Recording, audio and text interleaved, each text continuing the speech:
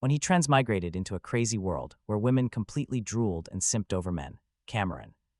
York was just a normal adult from Earth, now trapped in the 18-year-old body of his parallel world counterpart. Here, women held all the power and men were expected to wait. A goddess told him the only way home was by refusing that submissive role. 2 mornings later, 3 women completely froze at work when he pulled off his shirt in a tattoo shop. One got an instant nosebleed, another offered cold cash. He just pointed at the dragon design again. He still wanted that tattoo, but that was the real problem. Every time he fought for control, another woman decided he was absolutely irresistible. He had already lost his life and his body, but he refused to lose his choices too. To understand this completely wild, shirtless disaster, the story rewinds 2 mornings to the blood moon that stole his life. 2 mornings earlier, right after a brutal shift on Earth, Cameron walked home under a red moon. His boss had dumped extra work on him, so he trudged along, muttering about his dead-end job and single life. Then the street went completely silent. A bus stood empty, doors wide open. Nobody sat inside. A coffee shop still had music playing, but nobody stood behind the counter. Every single light had turned red, including the moon above the buildings. He called out, but nobody answered. Honestly, any sane person who watched bad movies would recognize the moment a normal man should run, so naturally he walked right toward the brightest red light. The pavement tilted, his chest locked tight. The crimson moon filled his vision, and then the city disappeared. The next morning, Cameron opened his eyes in a pastel bedroom. His hands were suddenly smaller, smooth skin covered thinner arms, and his chest felt entirely wrong. Even the air smelled like expensive face cream. He stumbled to the mirror and found a stunningly beautiful teenage boy staring back, with dark hair, pale skin, and the kind of face advertisers would place right beside words like delicate. He touched the glass, and the reflection copied him. His memories were intact, but the body belonged to another Cameron. York, his parallel world counterpart. He had no idea where that original consciousness had gone, displaced, dormant, or erased. None of those answers were available, no clues. That question hit harder than the mirror. Before he could process this, his father knocked on the door. Cam, get dressed. He called out, your best friend Alden will be here soon, and you two still need groceries. Put on something light, your skin looks tired. Cameron just stared at the door. The voice sounded exactly like his father back on Earth. Hearing it from the other side of a stranger's door made his stomach drop. His father opened the door, took one look at his bare face, and frowned. No makeup. He checked behind him just in case another son had appeared. Are you talking to me? His father stepped inside and touched his cheek. Who else? Your father's fiancée and her daughter are coming tonight. At least use concealer. He handed Cameron a small cosmetic bag which he held like evidence from a crime scene. A doorbell saved him. Alden Webb entered 5 minutes later. He was the host, Cameron's best friend, and another 18-year-old male senior. He was also the first person who proved the whole world had lost its mind. Alden wore a fitted cream jacket, glossy shoes, and enough skin care to survive winter on the moon. Cameron's father beamed at him, telling Alden his complexion looked absolutely wonderful. Alden touched his cheek, proudly bragging about his new serum. Then Alden looked at Cameron and nearly folded, asking why he was dressed like that. Cameron looked down. Jeans, black shirt, normal shoes. He spreads his hands. Alden points at his chest, saying he looks like a woman. Specifically, a woman trying to start a fight, because his collar is wide open. His father gasps as if Cameron brought a motorcycle inside. Then, a memory hits. It reveals the golden rule of this world. Stronger women have always held all the power.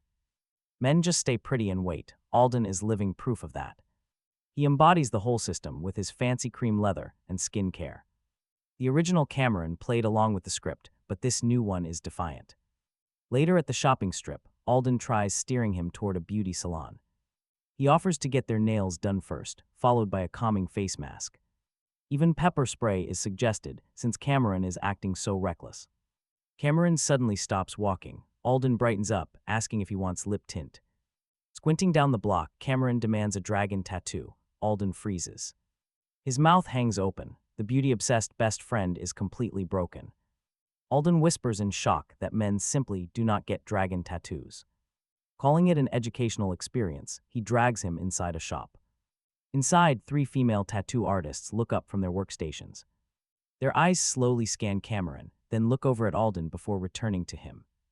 The lead artist crosses her arms, saying he is lost and the salon is next door. The dragon design goes on the counter as he demands a full shoulder piece. Another artist laughs and warns that the massive design would completely swallow him. Tapping the dragon, Cameron says to make it hungry. Alden panics, pulling his sleeve. Alden insists they leave, but Cameron breaks free. The lead artist taps his shirt. She warns he must show his shoulder, which is not appropriate for boys.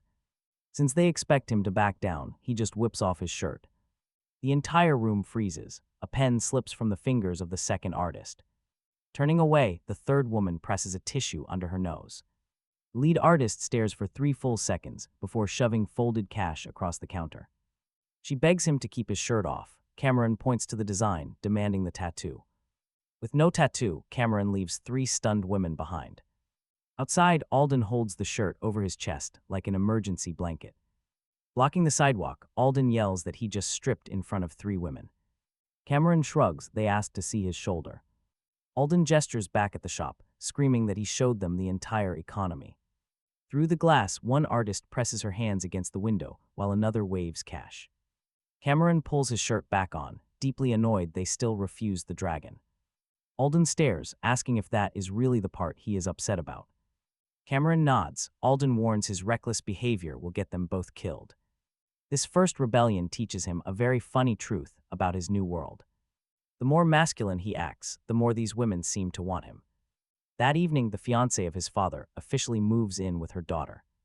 The daughter is Serena Armitage, a licensed medical professional and his future stepsister. With their parents engaged, the 2 households are already merging before the wedding. Serena effortlessly carries 2 massive boxes straight through the front door. Tall and composed, her fitted black dress completely ruins his ability to form coherent sentences. Honestly, that dress arrived prepared for pure violence. Serena's gaze lingers. Cameron. The way she says his name is familiar and incredibly dangerous. His father explains the bedrooms. Serena's mother pops open some wine. He tries staying near the furniture, dodging Serena's intense stare. 20 minutes, that is all his plan lasts before Serena corners him. She wraps both arms tight around him, whispering that he looks prettier. He jokes about reality. She just laughs and lifts him off the floor. He pushes at her shoulders. Nothing budges. She is solid rock. She presses closer, completely unconcerned that his mind has gone totally blank. He shoves again. Put me down. Serena finally lowers him slowly. Still bossy, she teases. Still, for a second, her smile flickers. Then his father calls them to dinner, and she walks away. She lifts him effortlessly. Worse, she knows the old Cameron too well. She called him still bossy. What does she know about this body? Midnight passes. He lies awake until a sudden crimson glow fills the room. The Scarlet Moon Goddess appears beside his bed, the entity who dragged him here. She looks extremely pleased with herself. Sitting up, he demands a way home. The goddess simply looks around, bringing up his old, lonely life. He was powerless and ignored, so she gave him a brand new world. A world where women chase men, but she stole his body. She simply shrugs, claiming she improved his dating prospects. Talk about supernatural audacity. He gets out of bed to block her way. He stands between her and the door, knowing walls mean nothing to her.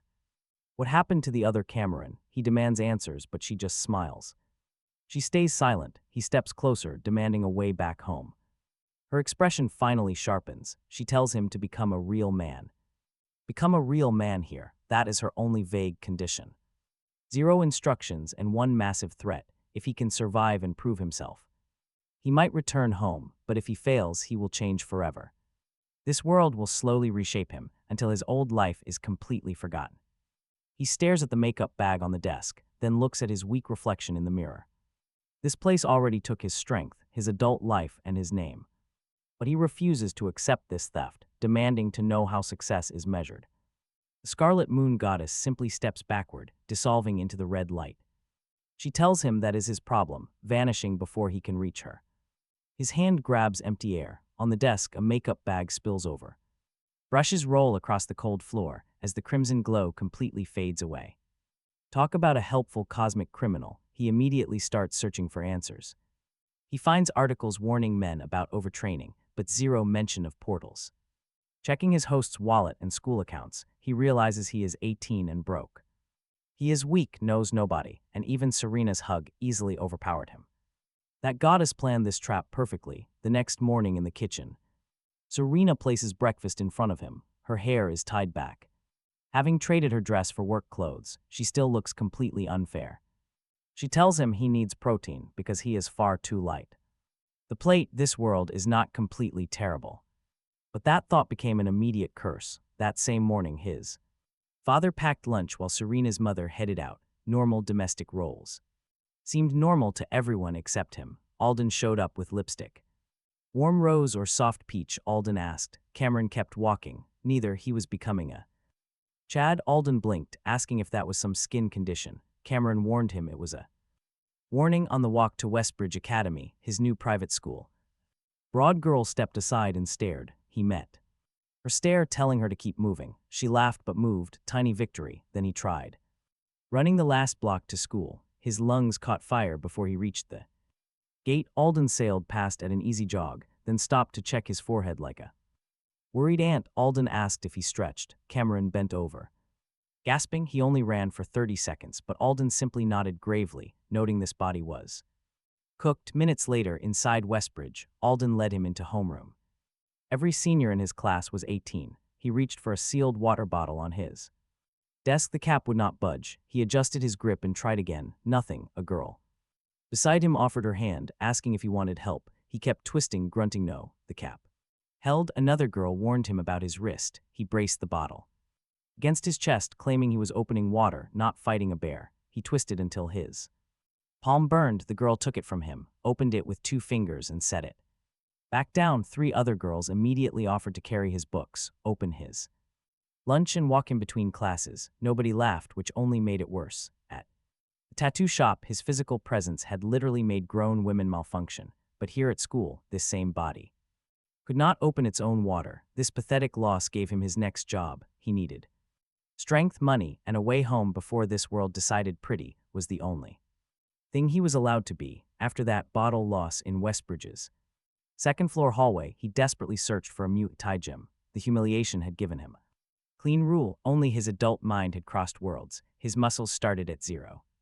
Skills could transfer, but strength had to be built. That would have been easier if the crowded hallway finally stopped treating his body like public property. 2 girls behind him discussed his skin, waist, and legs at full volume. A third walked backward just to keep looking. Cameron finally turned around, telling them he could hear everything. One girl smiled, saying that was why they said it loudly. Talk about an unexpected role reversal. Harassed on the spot, Cameron quickly saved the gym's address before any of them could. Anyone could offer to carry his phone. Then someone caught his hand. Monica Easton was an 18-year-old classmate who had known Cameron for years. She was bold, blonde, and apparently unfamiliar with personal space. Monica rubbed her thumb across his palm, noting his hands felt different. Cameron pulled once, but her grip held. Release me, he said. Monica leaned closer, saying he used to blush when she touched him. Then update your records, he retorted. The words came out sharper than he intended. Monica's smile thinned, saying he really did change. She started massaging his fingers like she owned a salon booth. He twisted his wrist, but got nothing. This world had turned hand-holding into a hostage situation. The English teacher entered the room and tapped Monica's desk with a book. Monica finally let go. Saved by grammar, Cameron. He flexed his freed. He was seconds from winning, but Monica just snorts. Minutes later in class, the teacher decides to test Cameron's academic record, calling on him next. She throws a difficult passage his way with a highly expectant look. The original Cameron was always gentle and quiet, sitting near the class top. But his adult English is on another level. He easily translates the passage, explains the hidden joke, and even corrects a typo in the official workbook. The teacher double-checks. Alden slowly turns around, while Monica stops drawing entirely. She lowers the book. Cameron, your answer is correct, but your tone is new. He just shrugs, calling it better packaging, which earns him some quick laughs. Others give him long looks. His body is weak, but his adult mind still works. Before lunch on the outdoor court, a basketball girl sinks 3 straight shots, while staring at him after every single one. Then a guy brushes his shoulder, throws himself onto the floor, and loudly accuses him of a push. Cameron looks at the 3 feet of empty space between them. The guy looks down, realizing his dramatic flop was too fake, leaving silently. Next, an 18-year-old girl hands him a love letter. Alden counts the growing stack in his school bag. and sighs, noting that makes 20 today. Cameron asks if he actually counted. Alden taps the bag, saying he cares about data. Cameron retorts if he means gossip. Alden calls it the same industry. Cameron cannot open water, but 20 girls confessed. Priorities: at lunch in the packed cafeteria, every other boy carries a tiny plate. Some eat salads. One poor guy has half an apple, looking like a prisoner. Cameron orders heaps of meat, rice, vegetables, soup, and even extra meat. The server stares at his tray, asking if he is sharing. Cameron grabs it, replying that he is training. The heavy tray slams down. Turning heads, Alden sits opposite him with yogurt, joking that the meal has a family. Cameron sits, firing back that he is adopting them. Then Corey arrives. Corey Maddox, an 18-year-old classmate, approaches. He treats male beauty standards like sacred law, glaring at the tray in Cameron's body with a smug look of contempt. He asks if he is trying to get huge, warning that women hate greedy boys. Cameron tells him to eat his leaf and mind his business. His friends laugh before realizing they should be backing Corey up. Corey's smile tightens, warning he will get thick and completely unwanted. He glances at the girls nearby after each insult, but none of them are laughing. Cameron sets down his fork, pointing out that Corey starves just for cheap attention. He tells him how miserable that sounds, adding that it is purely Corey's problem. The surrounding tables go dead silent. Corey's face turns bright red. He demands if Cameron thinks he is special. Cameron points to his food he is just eating. Corey points back, calling him an embarrassment. Cameron calmly replies that Corey should stop volunteering as their spokesman. Corey's eyes fill instantly. There it is, the cafeteria martyr ready to cry. But before he can turn the entire cafeteria against him with fake tears. Alyssa Park, an 18-year-old classmate who secretly admires Cameron, suddenly stands up. She watched Corey instigate the entire conflict. Though his tears do not fool her, she shoves her chair back, stating he only ordered food and you insulted his body. Why are you crying? Corey stares in shock. Broken their contract, Alyssa crosses her arms, declaring that Cameron can eat whatever he wants. One girl at the next table nods. Another moves her chair away from Corey's group. The room stops, backing Corey in real time. He wipes his eyes and glares at Cameron. You changed, Corey snaps. Cameron stares back. Finally, they actually agree on something. He storms away with his friends, following 2 steps behind. Alyssa had completely flipped the room in public. That gives Cameron 1 defender and 1 enemy who now wants revenge. Alden watches Corey leave, warning he will make things weird before going back to eating. He arrived weird, Cameron notes. Alden nods. Fair. With Corey gone, Alyssa and Alden start arguing about a competitive arena game. Alyssa claims the women's professional league is untouchable. Alden argues a boy with enough practice could easily compete. Cameron cuts in, telling Alyssa that the real issue is not reflexes, it's map timing. Her favorite team keeps forcing team fights before the side lanes even move. Alyssa stares. You watch pro matches. Cameron taps Alden's phone, explaining he played for years on Earth. Alden leans forward, asking how good. Cameron eyes his build. Good enough to know his favorite character build is completely criminal. Alden clutches his chest, calling it personal. Cameron points at his first item. It became personal when you bought that. This old gaming knowledge gives Cameron another path forward. Fighting requires muscle. Gaming only needs hands, sharp timing, and enough privacy. To practice, back in homeroom after lunch, Hazel Davenport sits entirely alone by the window. She is an 18-year-old transfer student who answers no questions, joins no groups, and looks ready to disappear straight into the wall. Every other desk has company, hers does not. Cameron pushes Alden toward her, urging him to introduce himself. Alden stiffens, asking why him. Cameron nudges him forward, saying he is friendly.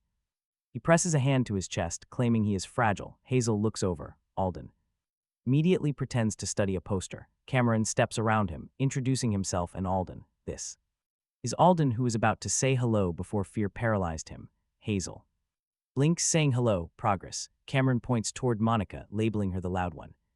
She knows everybody and respects absolutely no boundaries. Monica hears her name and drags a chair over, asking if she was called. Cameron pulls the chair out. Hazel is new, so act normal for 5 minutes. Monica smiles, claiming Cameron asks impossible things. Hazel's mouth moves slightly in what is almost a smile. The quiet girl has answered. Alden has survived, and Monica has acquired a brand new target for friendship. That evening in Cameron's bedroom, Serena lines over his music player and notices Another change in him. She has finished work and changed into soft clothes. The outfit is simple, but the woman wearing it remains a major problem for his concentration. Serena taps the speaker. You hated this music, she says. Cameron meets her eyes, not anymore. Her eyes lock onto his, asking since when. Cameron reaches past her to lower the volume. Serena moves even closer instead. Too close. His back touches the bed. Serena plants a hand on his shoulder, asking if he's avoiding her. He's just avoiding being carried. Serena smiles, saying he fits nicely. Cameron tells her that defense is terrible. She leans another inch closer. His adult instincts tell him to move. His new body forgets how, so he catches her wrist, turns with the movement, and rolls them. Surprise puts Serena beneath him for 1 second. She is not fighting, which is the only reason physics allows this to happen. He pins her hands above the pillow. Serena looks up at him without any fear. Then a host memory tears through his mind. A child's voice echoed in his head. You are mine, and I will find you anywhere. Memories flashed in broken fragments, tiny hands, pouring rain, and a much younger Serena. Cameron could not tell which child made that promise, so he let go. Serena sat up, calling Cameron's name. The memory belonged to the host, but the terror was entirely his. Stepping back from the bed, he muttered that he needed air. She did not follow. Nothing was solved, and the mystery only got worse. Since those memories offered no answers, Cameron headed to a downtown salon the next afternoon. He explicitly asked for the most masculine, least attractive haircut possible, the stylist. She frowned and asked short. Cameron nodded, wanting it masculine. Alden sat nearby, joking that Cameron actually meant emotionally unavailable. Cameron glared, telling him to stop helping, but the stylist promised she understood. 40 minutes later, she spun his chair to face the mirror. His hair was shorter, but his face looked even cuter. He stared, completely horrified. How did she make it worse? The stylist just clapped her hands, thrilled. She begged to use his photo for the salon page, but he flatly refused. He stared at his reflection. His attempt at looking manly had backfired completely.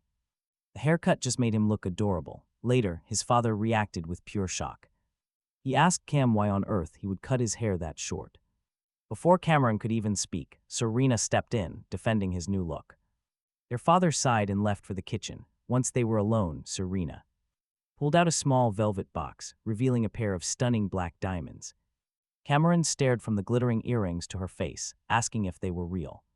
She smiled and nodded, but Cameron immediately tried to push the gift back. She insisted he keep them. He was broke, but his pride screamed to refuse. Serena held the box closer, telling him to relax. It was just a gift for her future little brother, acting like a sugar mama. She offered him absolutely anything. Serena could easily afford it all. But his empty wallet was getting harder and harder for him to ignore. In the end, his empty bank account won, and he kept the earrings. The next evening, while Cameron was brainstorming ways to make money, Alden burst in, waving his phone because his romance novel had just been signed. The online writing platform had offered him an actual contract. Cameron stared at the screen, realizing his Earth stories were completely unique here. Sure, gender roles were flipped, but classic drama was still universally loved. He immediately opened a blank draft and began writing about a delicate prince. His protagonist would make every ruthless woman regret underestimating his hidden strength. He stole from his own suffering. That pain had to pay rent. By the very next morning, Cameron's contract approval popped up on screen. Alden was stunned, asking how he wrote a masterpiece in a single night. Cameron just smiled. He had 3 whole days of hands-on research. It was a modest start, but this money belonged entirely to him. To celebrate, he headed out to the local grocery store that afternoon. Behind the counter stood Bethany Lowe, who looked exactly like his old Earth crush. Years ago, Bethany had rejected him because she only dated muscular guys. But that bitter rejection belonged to his past life, not this one. Life seeing that same store and face was the unsettling part. He entered. Expecting the slim girl from his memories, Bethany turned around carrying 2 heavy crates under one arm. She looked built like she could bench press a refrigerator. His old fantasy fled instantly. Bethany recognized Cameron right away. You got cute, she teased. He tried to answer but fainted instead. When he woke up, he was sitting beside the freezer while Bethany offered water, asking if he was okay. He grabbed the glass and lied that he was perfect. Bethany pointed down. You fainted, she said. Cameron scrambled up for a strategic reset. Bethany laughed and Offered her phone number, he thanked her, stood too fast, and escaped. Before embarrassing himself a second time, back home that evening, Serena found him flexing the hand that lost to a water bottle. You need actual strength, she told him. He flexed harder. I know. Serena placed her elbow on the table. Prove it then, she dared. One arm wrestling match. Winner chooses the punishment. He sat opposite her and locked hands. Serena's fingers were warm, but her smile was terrifying. Ready, she asked. He tightened his grip, warning his ancestors were watching. Serena smirked. They should look away. She slammed his hand down in under a second. No struggle, no dramatic comeback, just instant ancestral embarrassment. He stared down at their hands. Serena tried not to laugh and failed. Choose your prize, he muttered. She moved to the couch, sat beside him, and rested her head on his lap. He looked down at her. Just that, he asked. Serena closed her eyes, murmuring for now. His arm lost, but his lap collected the prize anyway. This world kept turning his defeats into intimacy, which sounded fun until you remember every single girl around him is stronger than him. Serena snuggled closer while Cameron's phone buzzed with an invite from Monica. This outing would test if he could protect someone without strength. Even one photo could completely destroy his privacy. That Saturday at the amusement park entrance, Monica turned their group hangout into a full operation. She had dragged Alden, Hazel, Cameron, and several classmates out for what she called normal social development. Coming from Monica, that sounded like a threat. Alden's older sister arrived last. Host memory revealed she had not seen his body in 4 years. She looked at him once, rushed forward, and hugged him hard enough to test his ribs. Cameron, you grew up gorgeous, Alden groaned, begging her to stop. Him too late, Cameron joked. He already checked. His sister pulled out her phone and snapped a picture before he could block it. He covered the lens. Delete that, he ordered. She shrugged. It is just one photo. That sentence aged badly. They entered the park, argued over rides, and finally reached the haunted house. Monica assigned pairs with the confidence of someone moving game pieces. Alden protested, but nobody listened. Cameron ended up with Hazel inside the haunted house. Hazel suddenly disappeared from his side. 1 second she was holding the back of his jacket. The next, his hand found empty air, a fake corpse dropped from the ceiling. Sorry, buddy, he told it. He was busy. He pushed past the prop and called out Hazel's name. No answer. The next room had mirrored walls, a shaking floor, and 3 cabinets built into the set. He heard one. A soft breath stirs behind the door. Hazel. The rattling cabinet swings open. Inside, he finds her crouched down, arms wrapped tightly around her knees, face pale. Tears stain her cheeks, and she looks absolutely furious that he witnessed her weakness. The joke ends there. He offers his hand, telling her to come along. Hazel just stares. He tells her she does not have to explain, just take his hand. Her fingers close around his. She's actually stronger than him. Nearly every woman is. But inside this dark cabinet, real strength has nothing to do with lifting weight. He guides her through the rest of the rooms, her grip tightening at every scare. He keeps walking until they hit daylight, but then her knees suddenly buckle. Outside the attraction, Hazel collapses. He drops to the ground to catch her. He guides her head onto his lap and checks her breathing while Monica starts shouting. Monica screams. Alden freezes. Classmates crowd and offering bad advice. He tells Alden to fetch water now. The boy runs. He gently massages the tense muscles behind Hazel's ears, talking to calm her. Her breathing steadies, and a few seconds later, she slowly opens her eyes. Finding her head resting on his lap, she freezes. He tells her she fainted. Hazel blinks, saying she noticed, and he gives her a dry welcome back. Her cheeks flush as she thanks him, trying to stand. He catches her elbow. He forces her to sit, ignoring her protests that she can walk, keeping his hand tight. Prove it when the room stops spinning, he says as her fingers grip his sleeve. She complains about him ordering her around, but he just looks down at his shoes. He jokes that since she collapsed on them, he earned temporary management rights. Hazel looks down, then deadpans that his shoes are ugly, her very first dry joke. He respects the sudden verbal violence. Meanwhile, Monica stares at them with crossed arms. She glares at his lap. Another classmate stops offering water entirely. Everyone looks personally betrayed. Rescue, recovery, and then immediate jealousy. This world never lets a pure moment stay clean. Just then, Alden returns. He brings 3 water bottles, and he jokingly points at Hazel, calling Alden his hero. Alden narrows his eyes, calling out the sarcasm, but he keeps a straight face. Hazel sits up slowly but keeps a tight grip around his wrist. He can help her without winning a fight, but why is this quiet girl so terrified of needing help? She still looks incredibly pale, so the group decides to escort her home. An hour later, they arrive at her massive estate, where a butler opens the gate. The mansion is larger than his old apartment building back on Earth, leaving everyone silent. Alden checks his phone, shocked, asking Hazel if she really lives here. Embarrassed, she nods, while the butler mentions her mother. Her mother is the city mayor, while her father handles overseas business year-round. The front doors are taller than a tattoo shop, with uniformed staff waiting inside. The lobby screams extreme wealth, yet Hazel can only focus on checking her phone. The butler brings water, and she looks up to ask if her mother called. The butler shakes his head. Her mother is working, her father still overseas. Neither parent has called her. Hazel locks her screen, her shoulders slumping. The mansion suddenly stops, looking like a reward, as the others chat about the park. She sits quietly apart from them. He decides to take the chair right beside her. He tells her to call him when it gets lonely. She looks up, asking why. Doesn't make an empty house feel less empty. She watches him, waiting. Hazel asks if he wants anything. He points, just some water. That would be nice, he says. Hazel stands. She leads him downstairs. Past a locked steel door, straight into her private weapons room. Talk about a typical rich friend hangout. Cases line the walls. Hazel opens one. She carefully lifts her favorite pistol with steady hands. This is incredibly important to her, she says, but she insists he can have it.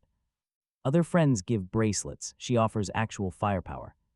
Weapons are apparently the local love language. He gently closes the case. He touches her hand instead. Keep it. Just give me your number. Her expression softens. She asks if they are friends forever. He raises an eyebrow, calling it a pretty big contract, but she simply nods along. She holds out her phone. Will he answer if she calls? He takes the phone, promising to answer if he is awake. He finally gives in. That earns the tiniest smile in the mansion. Then she hugs him. She has some insane, unmentioned martial arts strength. His back immediately regrets the tight squeeze. He hugs her back anyway. The next afternoon, he and Alden stop by a fast food joint. During their shopping trip, he tries blending in with a low cap. He adjusts it again. Alden chuckles, pointing out that nobody knows him. Cameron ignores him. He claims he is simply protecting the public from danger. From what Alden asks, flicking a wrapper. From unexpected beauty, Cameron replies. Alden throws a napkin. Across the room, a woman points her phone camera. By the time he notices, she has already uploaded it to social media. That night, Alden calls with screenshots, explaining the whole crazy situation. Someone recognized Cameron's jacket from an old amusement park photo. Alden's sister took that one. Another account quickly matched his face. Before long, his photo is sitting in the city's top 5 trends. Before midnight, internet detectives had already linked him to Westbridge School. People in the comments keep asking who he is and if he is single. Alden keeps scrolling, saying this is bad. Cameron blames Alden's family. It was his sister who took the original picture, Alden quickly defends. Same criminal media network, Cameron grumbles. Alden points at the restaurant photo. He says Cameron is trending just because of that celebrity hat. Cameron refuses to apologize. He wore it because he looks like one. That is how Alden officially becomes his unlicensed publicist. No plan whatsoever. Just a direct family connection to the disaster. After hanging up, Serena appears. She meets him in the living room, holding up his trending photo. Serena teases that her little brother is famous, but he demands a deletion. She refuses, tilting the screen to show she already set her wallpaper. Cameron stops in his tracks as the amusement park photo fills her screen. He asks why his face is on her lock screen. For safety, she smiles. Cameron frowns, pointing out that her answer actually makes him feel less safe. Serena warns him that women are dangerous, offering to drive him around. He cannot prove her true intentions, but she definitely saved his picture. He tracked the trend, finally demanding some control over his own movements.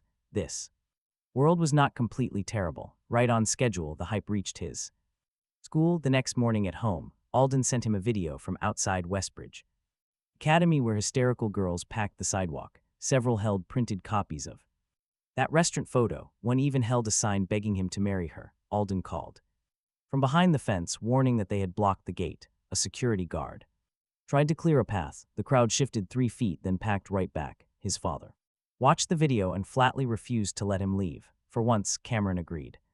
School was important, but getting dragged into a stranger's car felt way less educational. With school blocked by fame, he decided to turn this forced day off into a real test. He booted up the competitive game Alden and Alyssa had mentioned, his old account was long gone, but his years of pro-level experience remained, the local Camerons.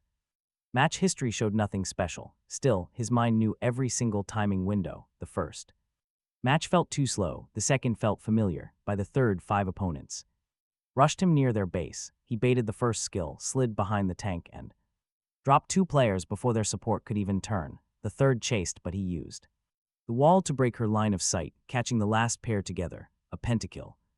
Wiping out the entire enemy team flashed across the screen. He checked the replay just once. His flawless timing had crossed worlds with him. He leaned back, the weak body had finally obeyed his command. That evening, alone at his desk, he started his very first live stream. He wore a dark mask over his face and aimed the camera at his hands. The goal was pretty simple: prove that gaming skills could earn serious money without turning him into some corporate puppet. The stream kicked off with just a few bored viewers, but then a high-ranked female pro entered his match using a smurf count. Her fans recognized her immediately and flooded his chat. She attacked early, clearly expecting this random male player to panic under pressure. He gave up one minor objective, baiting her to chase. She followed him straight into a narrow lane. That was her fatal mistake. He spun around, blocked her escape route, and secured the kill before her support arrived. The pro typed lucky and his chat instantly exploded. The pro came back with 2 teammates, holding onto her escape skill this time while waiting for him to make a mistake. He let them push up. She typed a smug emoji in chat and pushed way too deep, and we all know how this ends. He split their support from the fight, forced her flash early, and cut off the third player, dropping her once again. Cheating accusations flooded the stream before the game even finished. Some claimed no boy plays like that, while others demanded to see his face, insisting those hands had to be fake. He ignored them completely and tore the map apart. Every lost lane forced the pro closer to the center, while his smart rotations secured another free objective. When she finally committed to that final team fight, he had already laid the trap. Her team collapsed and his team closed out the match. Only then did he wave his hands under the camera, proving there was no software and no second player, just pure skill. The cheating accusations lasted exactly 3 seconds before the chat found a whole new emergency. One viewer gushed over his gorgeous fingers, while another begged to forget the face and keep the hand camera. He had proven his gender, and the audience responded by developing a massive hand obsession. Of course they did. The viewer count surged so fast that platform alerts started overlapping, share notifications stacked across the screen as viewers clipped his kills and that epic hand reveal. The chat moved too quickly to read. New followers flooded the screen while viewers dragged their friends into the stream. The professionals stopped typing. Her audience stayed. His first stream had started as a private income test. It ended with a public win, a crowd, and clips spreading beyond people he could see. He thought recognition was the danger, but he was wrong. One woman came with a knife and heard no as a challenge. The other came with a media empire and the same hearing problem. The morning after his first stream, Alden was at his house when the platform sent a contract offer before breakfast. His professional win had crossed their signing threshold. The clips were still spreading, so they wanted him locked down fast. Alden read the offer over his shoulder and whistled. Alden told Cam this is real money, but Cameron scrolled past the number. He cared about the leash. The platform wanted regular streams, promotional clips, and access to his public image. Alden immediately pointed out the easiest route: just show his face, he told him, smile twice, and retire before graduation. He looked at his unlicensed publicist, who had caused one citywide disaster already. Alden lifted both hands, calling it organic marketing. Cameron typed 3 demands into the reply. Gaming stayed first, and his mask stayed on unless he chose.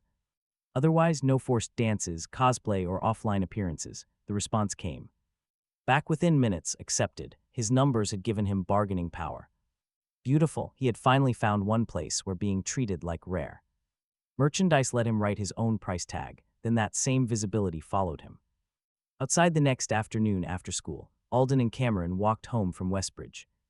2 women had stayed behind them for 3 blocks. A third waited at the next Corner, he caught their reflections in a dark store window and stopped. Alden followed his gaze, hoping they just wanted autographs, but Cameron kept watching the reflection. One of them had a knife. Alden looked again, realizing this felt way less promotional. 1 block later, inside a rougher shopping strip, he pushed Alden toward the crowded avenue, pointing him toward the crowd, telling him to go home. Alden grabbed his sleeve, offering to stay. Cameron pulled his sleeve free, telling him to call for help if he stopped answering. He hated it, but he moved. He waited until Alden reached the corner, then turned toward the women following him. The woman in front had bright pink hair and a black jacket. She had the relaxed posture of someone used to other people flinching first. She stopped close enough to block the alley entrance, addressing Cameron York, saying he was prettier in person. He glanced at the knife clipped inside her jacket, saying she was worse. Her crew laughed. The pink-haired woman smiled, introducing herself as Zara DeLuca, boss of this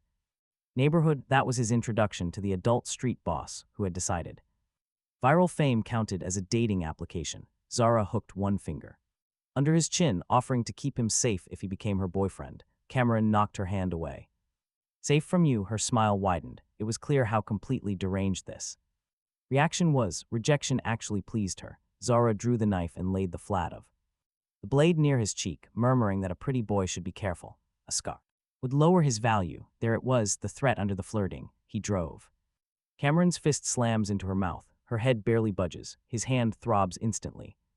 Zara laughs, catching his wrist. He steps right inside her reach and strikes her ribs with his elbow. The impact forces her to pull the knife from his cheek. He twists free, but one of her goons shoves him against the wall. Zara wipes her lip and stares at the smear on her thumb. Her eyes sharpen with interest.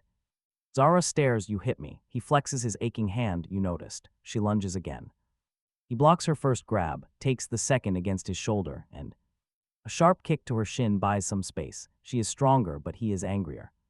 Zara lunges again. He jams her knife wrist against the wall, keeping the blade far from his face. No clean finish for her today. Then a patrol siren suddenly wails from the main avenue. Zara looks toward it, then at the crew watching her struggle with Cameron. She folds the blade and steps away. Zara backs away. This isn't over, Cameron. He rubs his bruised shoulder. That line usually sounds a lot cooler when you actually win. Her crew moves with her. Zara laughs all the way down the alley. This discount gangster. She arrived with a knife, took 2 hits and left intrigued. Cameron's real problems just upgraded from highly embarrassing to incredibly dangerous. The next afternoon at Westbridge, a student films him practicing basketball. She keeps her phone low, but the lens follows his every move. Cameron takes the ball, steps behind the line, and effortlessly sinks a 3-pointer. The phone rises. Instantly, he walks right up to her. The student backs away. Cameron catches her wrist before she can hide the screen. Who is paying her? The student shakes. Shaking her head, she whispers, nobody. He turns the phone. His face fills the recording. Try again, he says. She folds quickly. Zara, she mutters.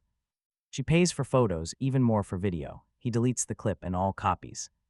Right in front of her, he releases her, tells Zara the next spy loses their phone. The terrified student runs. Now Cameron knows for sure that Zara is paying students for photos. She has traded direct force for paid eyes. Knowing she is learning. That evening at the mall, Cameron and Alden look around for gift for Serena while reviewing the final streaming terms. The signed paid accepts every single boundary Cameron demanded. Alden reads the signed page twice. They really folded. Cameron takes the page. They like money. Alden looks at his reflection in a store window. They also like your hands. Cameron points at him. You are 1 comment away from unemployment. They reach the restroom hallway as Corey's angry crew steps out from both sides. They are the same crew who laughed behind that cafeteria martyr. Corey has lost the lunchroom. Now he has sent his friends to reclaim his status. 1 boy blocks Cameron. Another grabs Alden by his collar. You embarrassed Corey, the first boy snaps. Cameron keeps his eyes locked on the hand clutching Alden's shirt. Let him go. The punk spits right onto Alden's cheek. Cameron doesn't even hesitate. He punches him hard. The guy hits the wall, losing his grip. The other 2 rush. Cameron turns out Alden isn't just for show. He catches a wrist, spins under it. Slamming the boy across his knee, he turns. The second swings. Alden ducks, sweeps his ankle and sends him crashing into a trash can. Cameron stares at his best friend. Alden wipes the gross spit from his cheek. I have sisters, Alden mutters. Cameron just stares at him. Alden straightens his cream jacket, asking why Cameron never mentioned he could fight. Cameron replies he never asked. As the boy on the floor curses, Alden leans down. He warns them not to touch them again. There he is, the skincare specialist. Turns out Alden has hidden combat skills. The beaten boys stumble outside and immediately call for backup. Naturally, they need a stronger woman to finish the fight they started. Minutes later outside the mall, their furious girlfriend arrives. As hired muscle, she is broad-shouldered and completely ready to punish whoever touched her boyfriend. Then she spots Cameron in her stride. Slows, her boyfriend points right at Cameron, screaming to hit him. She looks him over once, then twice. Cameron quickly tells Alden he did not summon this. Alden folds his arms, joking his face did. The girlfriend clears her throat, facing Cameron. She demands an apology to end it, but Cameron points to the spit on Alden's cheek. Her boyfriend snaps, asking why she takes his side. She turns on him, asking if he spit on someone. The boyfriend points to his own mouth, complaining that Cameron punched him. She asks if that was after he grabbed his friend. He realizes his enforcer has changed teams, but his mouth keeps running anyway. Having zero survival instinct, he calls her useless. She grabs his collar and shoves him hard against a parked car. The nearby crowd bursts out laughing and a student starts recording. The girlfriend finally lets him go, adjusts her jacket, and looks back at Cameron, asking for his number. Her pathetic boyfriend makes a sound like a broken appliance.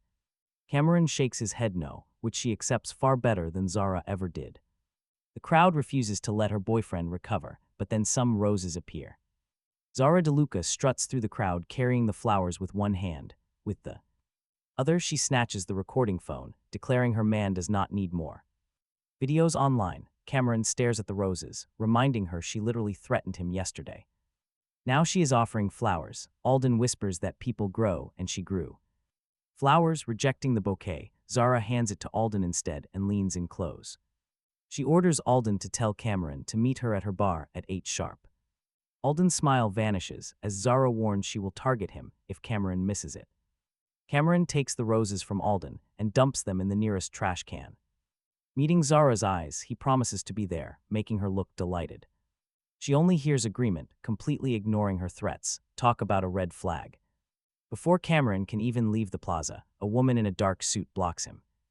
Introducing herself as an assistant from Ashby Media Group, she suddenly turns. Turning a tablet toward him, his restaurant photo is displayed next to his stream.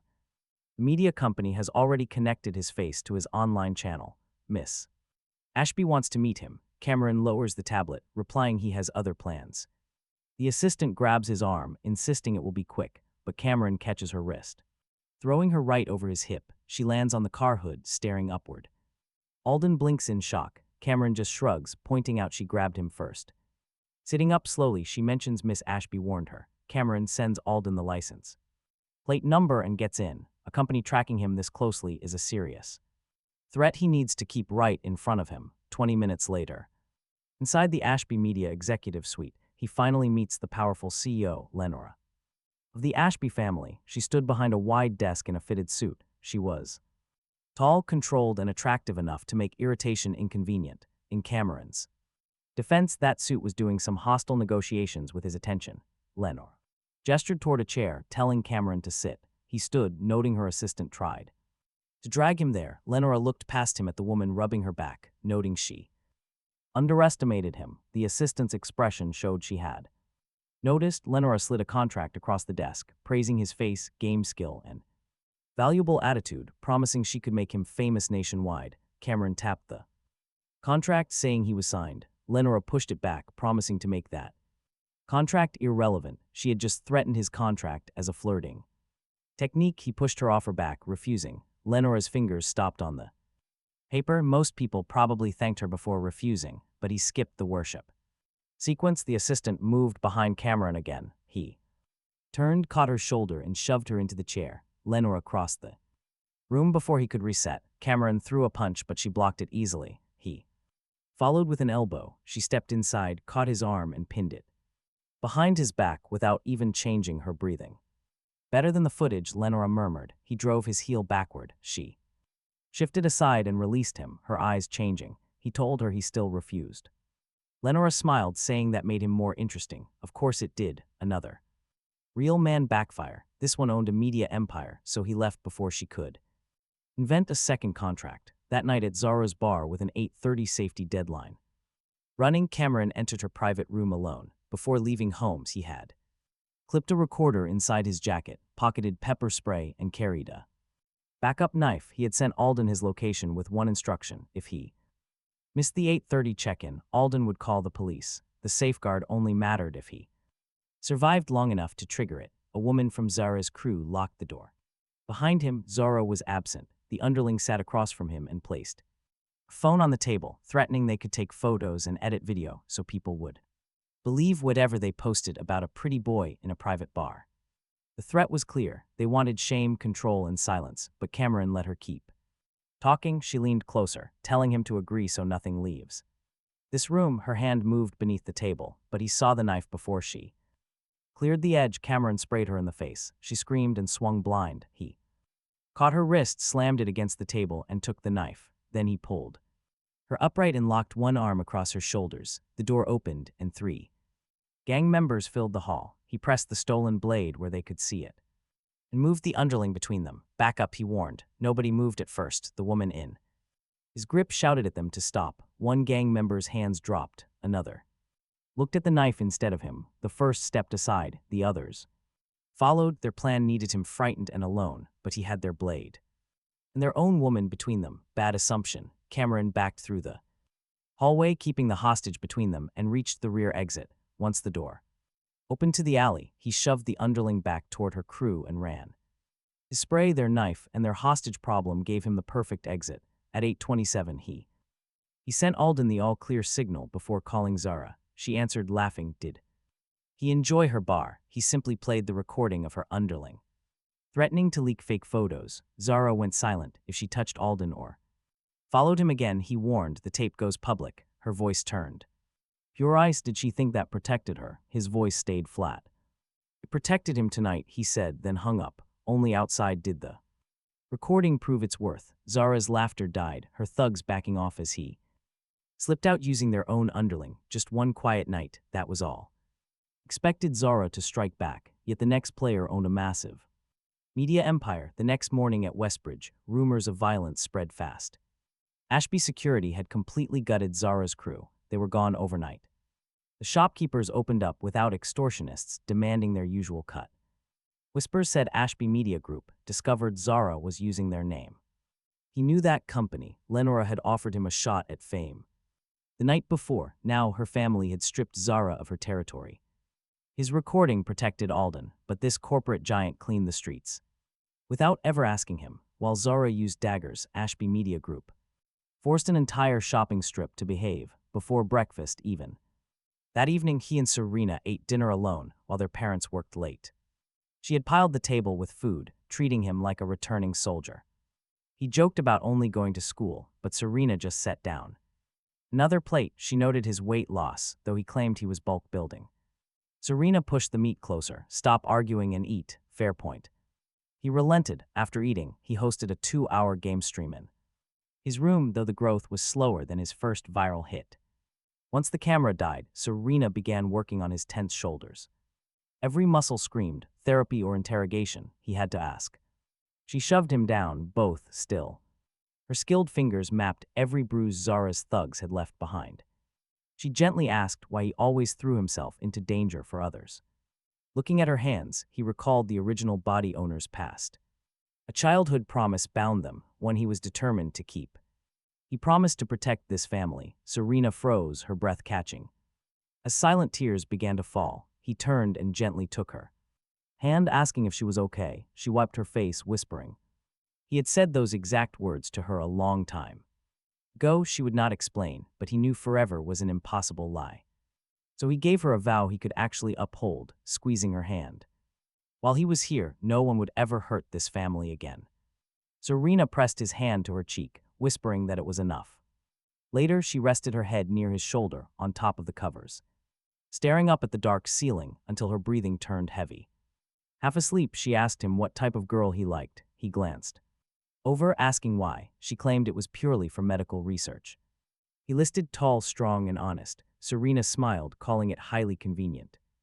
He adds she respects boundaries, thinning Serena's smile before she warns him. She warns him against dating girls at Westbridge, claiming high school romance gets messy. He looks at the bed, asking how she can say that while lying on it. Serena holds his gaze and declares they are family, later asking him to grab her charger. A romance novel lies open, showing a stepbrother and stepsister on the cover. They stare across a wedding aisle, and as he picks it up, a sudden memory hits.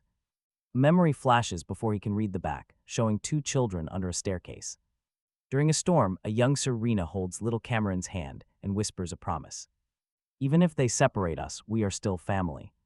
The flashback ends with hands being torn apart, so he quietly sets the novel down. He brings her the charger, keeping silent about the memory he just witnessed. Since his streaming channel is growing too slowly, he meets his manager Maribel at a cafe. Maribel presents 3 new content plans as his assigned channel administrator. She has analyzed the stagnant numbers and decided his dignity is completely negotiable. Sliding the proposals across the table, she pitches dance clips, cosplay, or fitness. He immediately rejects the first 2, refusing any dancing or costume flirting. Maribel stares at him in sheer disbelief, as if he just rejected free cash. She points out he would easily triple his audience, but he pushes the papers back. He says he would also hate his viewers, so she taps the workout option. Short masked workouts a few times a week would strengthen his weak body and pay well. It lets him earn cash without selling out, so he accepts the paper as Maribel smiles. She suggests tight clothes, and he warns her she almost lost the deal. Her grin only widens, clearly enjoying pushing his boundaries for fun before he heads home. His father objects immediately, insisting that exercise is a private matter. He worries people will stare, but Serena quickly opens his contract. She taps the clause, the mask stays on, and Cameron controls the camera. She pleads for just one trial, making his father look from the page to his face. He holds up one finger, exactly one stream, while staring at the plan. Serena quickly snaps the folder shut, ending any debate right there. Though his father remains unconvinced, Serena clearly won this round and holds on to the contract. Keeping the papers close, she watches from his bedroom the very next night.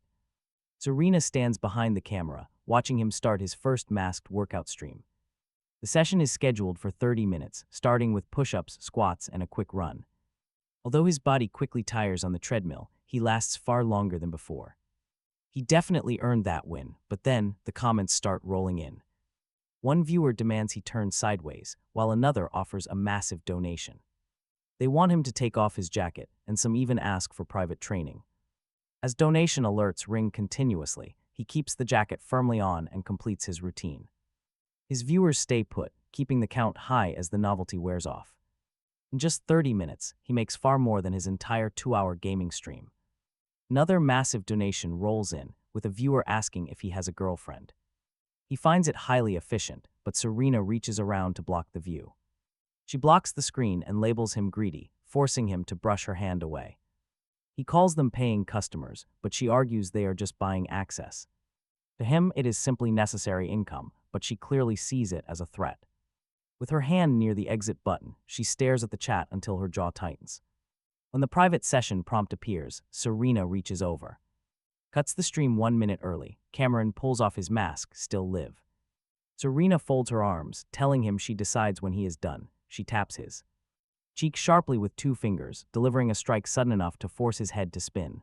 Then, decide to stream less, she warns. Cameron just stares. That private session.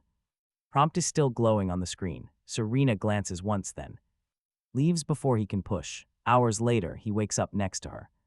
She is fast asleep next to him, her arm resting heavily across his waist, sneaking in. Without asking before he can object, suddenly a memory breaks through. Young Serena stands right between little Cameron and 3 kids. One tries to drag him off. Serena knocks him down, spreads her arms, and screams they stay together forever.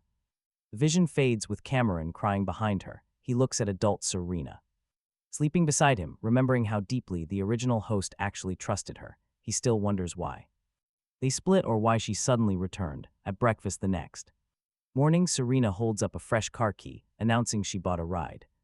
He taps the key against her palm, asking a question. Did she buy transportation or supervision? Serena just smiles and says yes. She wants control. Later, behind the gym, he meets Hazel. Hazel Davenport has already shown him a glimpse of her terrifying strength back at her family estate. Now she is finally revealing the source. Her grandmother started her at age 6 and she never stopped, wearing black training gear with her hair tied back. The quiet heiress looks unfairly gorgeous while preparing to beat him up, proving that appreciating her fitness is a virtue. Hazel raises both her hands and orders, attack. He steps in with the same combo he used against Zara, but Hazel easily slips. The first punch grabs his elbow and vanishes from his sight. She taps his shoulder from behind, ordering him to try again for the second attempt. Slightly longer, he tracks her feet, forces a turn, and nearly catches her wrist, causing Hazel's eyes to brighten as she tells him he is improving. Hearing that from an expert feels better than any streamed donation. On his third try, Hazel completely disappears from view, and a second later, she stands right behind him with her arms wrapped tight around his chest, whispering victory. Testing her grip, he jokingly complains that her sparring scoring system feels biased. Hazel just tightens her hug and playfully licks the edge of his ear, completely throwing him off. He breaks her grip, turning around to ask why on earth she did that. Hazel looks genuinely puzzled, explaining that Monica's tutorials recommended that exact move. Classic Monica, causing major relationship problems even when she is not around. He warns her those videos skip the most important rule, asking first. Hazel nods seriously, instantly asking if she can do it again. He holds up a finger. He explains you only do that with someone you want. She simply says she wants him. That confession drops with zero warning and intense eye contact. He clears his throat, telling her to keep it exclusive and ask first. She nods, obediently agreeing to only him, establishing accidental exclusivity. Alden arrived near the end of training and found Hazel standing a bit too close. Hazel asked if they could talk, but he refused. She touched his sleeve, asking again, as Alden looked between them confusedly. Alden asked what communicate meant, so Cameron grabbed his water and warned him to keep moving. Hazel followed, asking again, but he kept walking, saying still no. That running gag had definitely acquired more stamina than he did that day. Deep in the school hallway, Lenora's assistant suddenly stepped into his path and handed him a phone. Lenora's voice came through immediately, telling him that he had rejected fame. He countered that another meeting would change nothing, but she ignored his sharp jab. Ignoring his jab, Lenora knew he wanted strength. She offered elite trainers, top-tier equipment, medical support, and private facilities. This hit the goal money could not buy. Cameron looked through the gym doors, watching Hazel correct Alden's fighting stance. Lenora urged him to work with her, promising to make his body capable. When he asked what she wanted, she simply demanded access. She wanted his training, his progress, and his time, and yet he still deeply distrusted her. He needed strength to satisfy the goddess and survive in this new world. Lenora had finally offered something he could not dismiss easily. He had not even answered her when Serena suddenly reminded him about the new car tomorrow.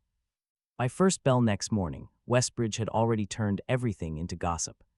But get this, every powerful woman around him was now part of a nasty rumor. Serena's new supercar pulled up right in front of the shocked student crowd.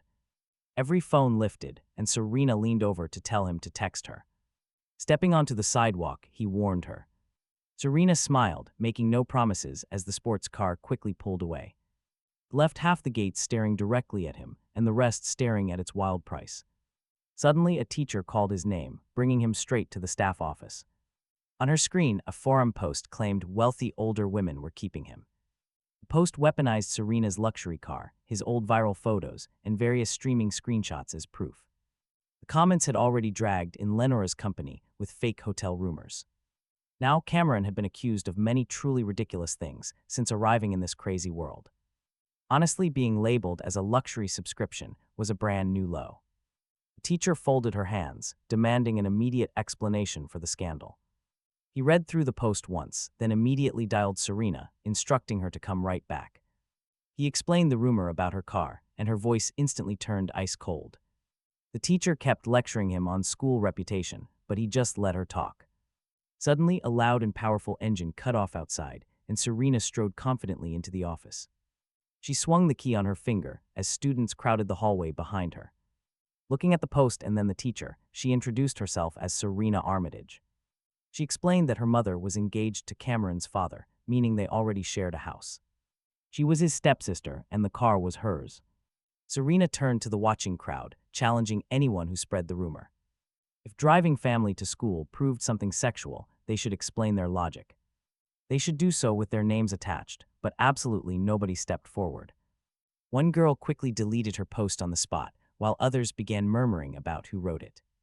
The teacher closes the browser. Serena has already turned the hall against the rumor. He walks Serena to the gate as she adjusts his collar, saying he attracts strange problems. He looks at the car key in her hand, teasing that she bought a car shaped like a confession. Serena's fingers pause at his neck. Next time she asks to handle the rumor sooner. He pulls his collar straight, saying he handled. Serena raises an eyebrow at his entrance, but he holds up his phone, pointing to his phone call. Serena smiles at their teamwork. The shame is gone, but then he notices Alden missed first period. Monica finds him outside class, holding her phone hand, explaining the malicious post came from an account tied to Corey's group. Alden confronted them this morning. He looks toward Alden's empty desk, knowing the cleared rumor has exposed the real attack. Before lunch, behind a locked men's room door, Alden calls his name. He finds a mop handle jammed through the outside latch. He rips it free and opens the door. Alden stands near the sinks with milk soaking his hair, jacket, and shirt. His bag has been dumped into a wet corner. The joke stops here. Keeping his voice flat, he listens as Alden wipes his face, blaming Corey's friends. Corey watched them, trying to smile but failed. They wanted Alden to claim he slept with older women, but he told them to choke. He picks up the bag, hands it over, and praises his good answer. Alden looks at the floor, explaining they locked him in after Corey mocked his food and sent thugs after them at the mall. Now Corey posted rumors to humiliate the only friend standing by him, but get this, he is done giving warnings. He takes Alden straight to the cafeteria, where Corey Maddox sits with the boys who ran from them at the mall. Corey's smile vanishes, seeing the milk on Alden. He slams his phone down by the tray, displaying the forum post, giving Corey two options. He watches the bully lean back, claiming ignorance of what they mean. He points toward the hallway, warning him that a camera faces the bathroom door and Monica traced the account. He demands Corey post the truth immediately, or he will send the proof of Alden's condition to every parent and student. Corey looks around at the surrounding tables, realizing that other people are already listening. Trying one last bluff, Corey claims the school will handle it. He leans in, offering the cheaper option before the authorities step in. Alden stands beside him in soaked clothes. Nearby tables stop eating, watching in suspense. Corey opens the forum, his hands shaking as he types that the rumor was entirely fabricated. He names himself and his friends, admitting they ruthlessly targeted Alden. After their post failed, he forces Corey to read the correction aloud. By the second sentence, the pathetic cafeteria leader completely loses his audience. A girl nearby unfollows him. One friend backs away, while another stares silently at her tray. Corey finishes typing and looks up, bitterly asking if he is happy now. But he ignores the desperate bully and walks Alden out. The boy's name is cleared. Confession: one classmate moves tables before they leave. The school could punish them later, but Corey has already lost the room. As he closes the forum, the Ashby Media Group's name still lingers in the screenshots. Later, outside the gym, he shows Hazel the post, asking how much power Lenora actually wields. Hazel gives a chilling comparison, noting her mother is the mayor and the Ashby family deals with her as an equal. That is enough. Lenora's assistant called while Hazel was still right beside him. Miss Ashby had left a major negotiation and wanted his answer, the assistant told him. He stared at the phone. Tell her leaving work early is her own problem. Hazel waited until the call ended, saying Lenora wanted him. He pocketed his phone. He noticed Hazel's eyes narrowing slightly. For training, she asked. He faced her. Among other control issues, he said. Hazel moved half a step closer, a tiny movement. Loud message: that evening at a downtown restaurant, Serena ordered a private celebration dinner for surviving the school scandal. This same restaurant hosted private corporate dinners upstairs. He noticed the reversed restroom symbols before he saw any executives. The women's sign showed a broad figure in a suit. The men's sign showed a narrow figure holding a cosmetic bag. After one drink that was stronger than he expected, his earth habits won. He entered the women's restroom. A hand grabbed his jacket and pulled him into a stall. Lenora Ashby shut the door behind them. The CEO final boss wore a dark evening dress and the expression of someone pleased by Criminal timing. In his defense, the dress distracted him for several seconds.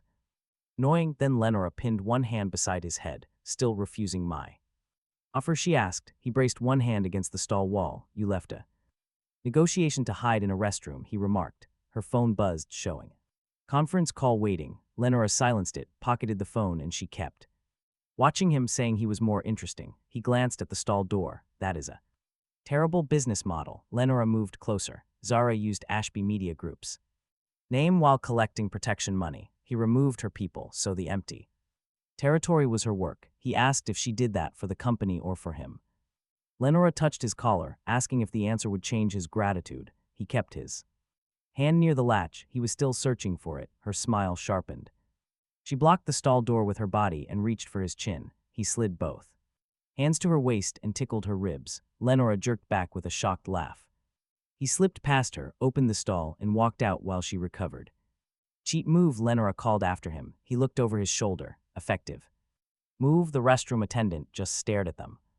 Lenora's assistant appeared at the entrance, holding a tablet and looking exhausted, telling her the negotiation was waiting. Lenora kept watching him. That woman had an empire, a boardroom, and apparently unlimited time for his boundaries. Late that night at home, Serena helped his half-conscious body to bed. The drink had hit harder than expected. He remembered her removing his shoes and pulling the blanket over him. Then he felt her lips against his neck. His eyes snapped open. He caught Serena's wrists, rolled, and pinned her beneath him. She stared up at him, breathing fast. For one dangerous second, attraction and anger pulled in opposite directions. He released her wrists, then he kissed her forehead and moved to the far side of the bed, telling her to sleep. Serena said nothing. He passed out before she left. The next morning, red marks covered one side of his neck. He found Serena in the kitchen and pointed at them, asking what happened. Serena inspected the marks with professional calm.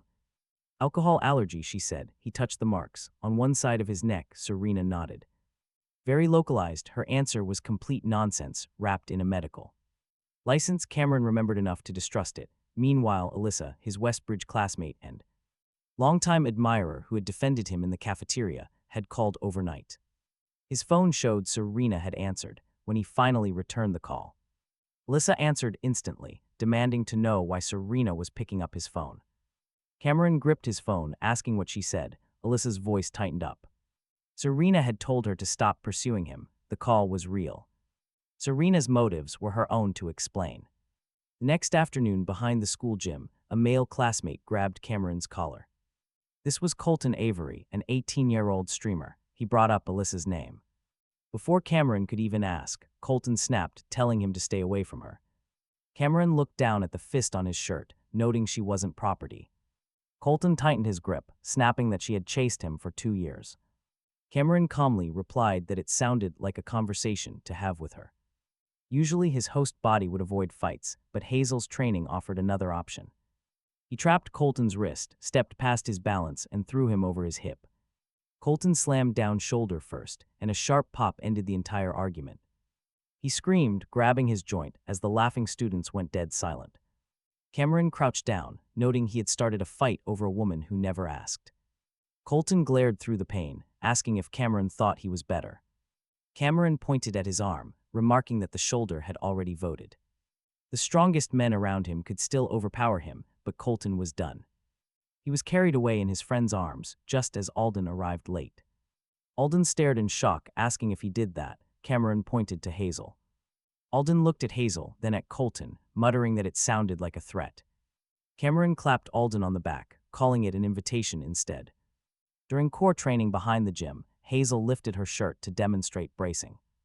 Well-defined muscles lined her stomach, and Cameron lost all train of thought. In his defense, the demonstration had some seriously high production value. Hazel noticed his gaze and calmly asked if he wanted to touch them. Asking for permission, he gently pressed his fingers against her tensed muscle. It was completely unfair, he muttered. Hazel just looked incredibly pleased. She told him he could have them, an answer that left him slightly bothered. He stepped back to test her compliance, demanding all of her money. Hazel instantly reached for her phone, but he caught her hand before she could. He asked why she agreed, and Hazel whispered, "Friends do that." Alden stopped stretching as Cameron handed the phone back, explaining true friendship. Real friends let you refuse. When she asked if that included him, he agreed. Hazel lifted her chin, refusing to give him her money. Cameron simply nodded. She also refused 10 more sit-ups. He negotiated it down to 5. Alden watched, pointing out that their negotiation literally took 3 seconds. As Hazel smiled, Cameron reached for her phone to set the next timer. But she pulled it away, reminding him to ask first. Progress was happening. After training at dusk, Cameron walked home down an unusually empty street. The shops remained open, but the sidewalks were totally clear of any life. For absolutely nobody, then he spotted a young-looking girl crouching near. The bus stopped, crying alone over a torn candy wrapper. She looked about 12 years old, and he approached because leaving a kid alone on that street felt worse than stopping. She offered him a piece of candy, asking if it was sour. He should have walked away. Instead, he took it and bit down. Yes, he accepted candy from a stranger on an empty street. His adult judgment was apparently completely useless after sunset. The sweetness turned chemical. His knees buckled. The child caught his shoulder. With terrifying adult strength, the street went pitch black. When he woke, his wrists and ankles were tied to a mirrored bed. The room reflected him from every wall. The childlike woman sat at a vanity, removing a wig, makeup, and prosthetic pieces. He stared at her real face. She looked over, claiming she was 30. He tested the restraints, earning her cold congratulations. She stood and checked them. Her employer wanted him completely unharmed. Looking at the cuffs, he scoffed that her employer had a strange definition. A door opened behind her. Lenora Ashby entered, dismissing the operative with one cold look before sitting across from the bed. He pulled hard against the restraints, accusing her of kidnapping him. Lenora crossed her legs, admitting she ordered the pickup because he kept refusing meetings. He tested the knot. That defense should get her studied. She smiled, saying he already was. He used his knowledge as a weapon. Lenora Ashby, chief executive of Ashby Media Group, head of the Ashby family, trained fighter with enough reach to gut Zara's territory. Lenora listened without blinking. He pulled at the restraints, asking how she still kidnapped a student just because he refused a meeting. That was a ridiculous use of power. Lenora replied she simply requested one, but he refused, creating a problem. A problem for you, he shot back, asking why he was tied to bed. Her smile showed she had been waiting for that exact question. Lenora leaned forward. Before the Scarlet Moon, Cameron York posted fan edits of her, writing that assertive men embarrassed themselves. He had never thrown a punch. The original host had admired her while she stayed silent. Lenora continued, noting his game account showed only casual play and no advanced rank, yet just days after the moon, he beat a professional in public. Then she pointed toward his bruised hands. The old Cameron avoided all physical conflict. Yet he easily threw her assistant, fought Zara's crew, and dislocated Colt Navery's shoulder using trained martial movements. He tested the cuffs after each hard fact. The knot held. Lenora had his old posts, his public win, and his bruised hands. Every cheap excuse was gone. This was Cameron York's body, she observed, but the soul inside. It had changed under the Scarlet Moon. He stopped pulling at the restraints. Another human finally knew he was not the original Cameron. He pulled against the restraints again, demanding to know what she knew about the moon. Lenora's expression changed from amused to serious. Ashby Media Group funds a private research team studying Scarlet Moon anomalies. His change is the strongest case they have. There it was, the first human lead that might actually take him home. Lenora placed a short contract on the bed, promising to fund the research, pay him, protect him, and give him access to their findings if he would cooperate, train under her supervision, and live where her security could reach him. That last condition sounded like another prison. He glances from the contract to his restraints, demanding she untie him. Lenora releases one wrist, and he swings at her. But she catches the punch, rolls him onto his stomach, and smacks his backside right through his clothes. She says that was for throwing her assistant. Cameron twists around, telling her she is proving every single accusation. Lenora looks delighted. The smack humiliated him, but her research held his first clue.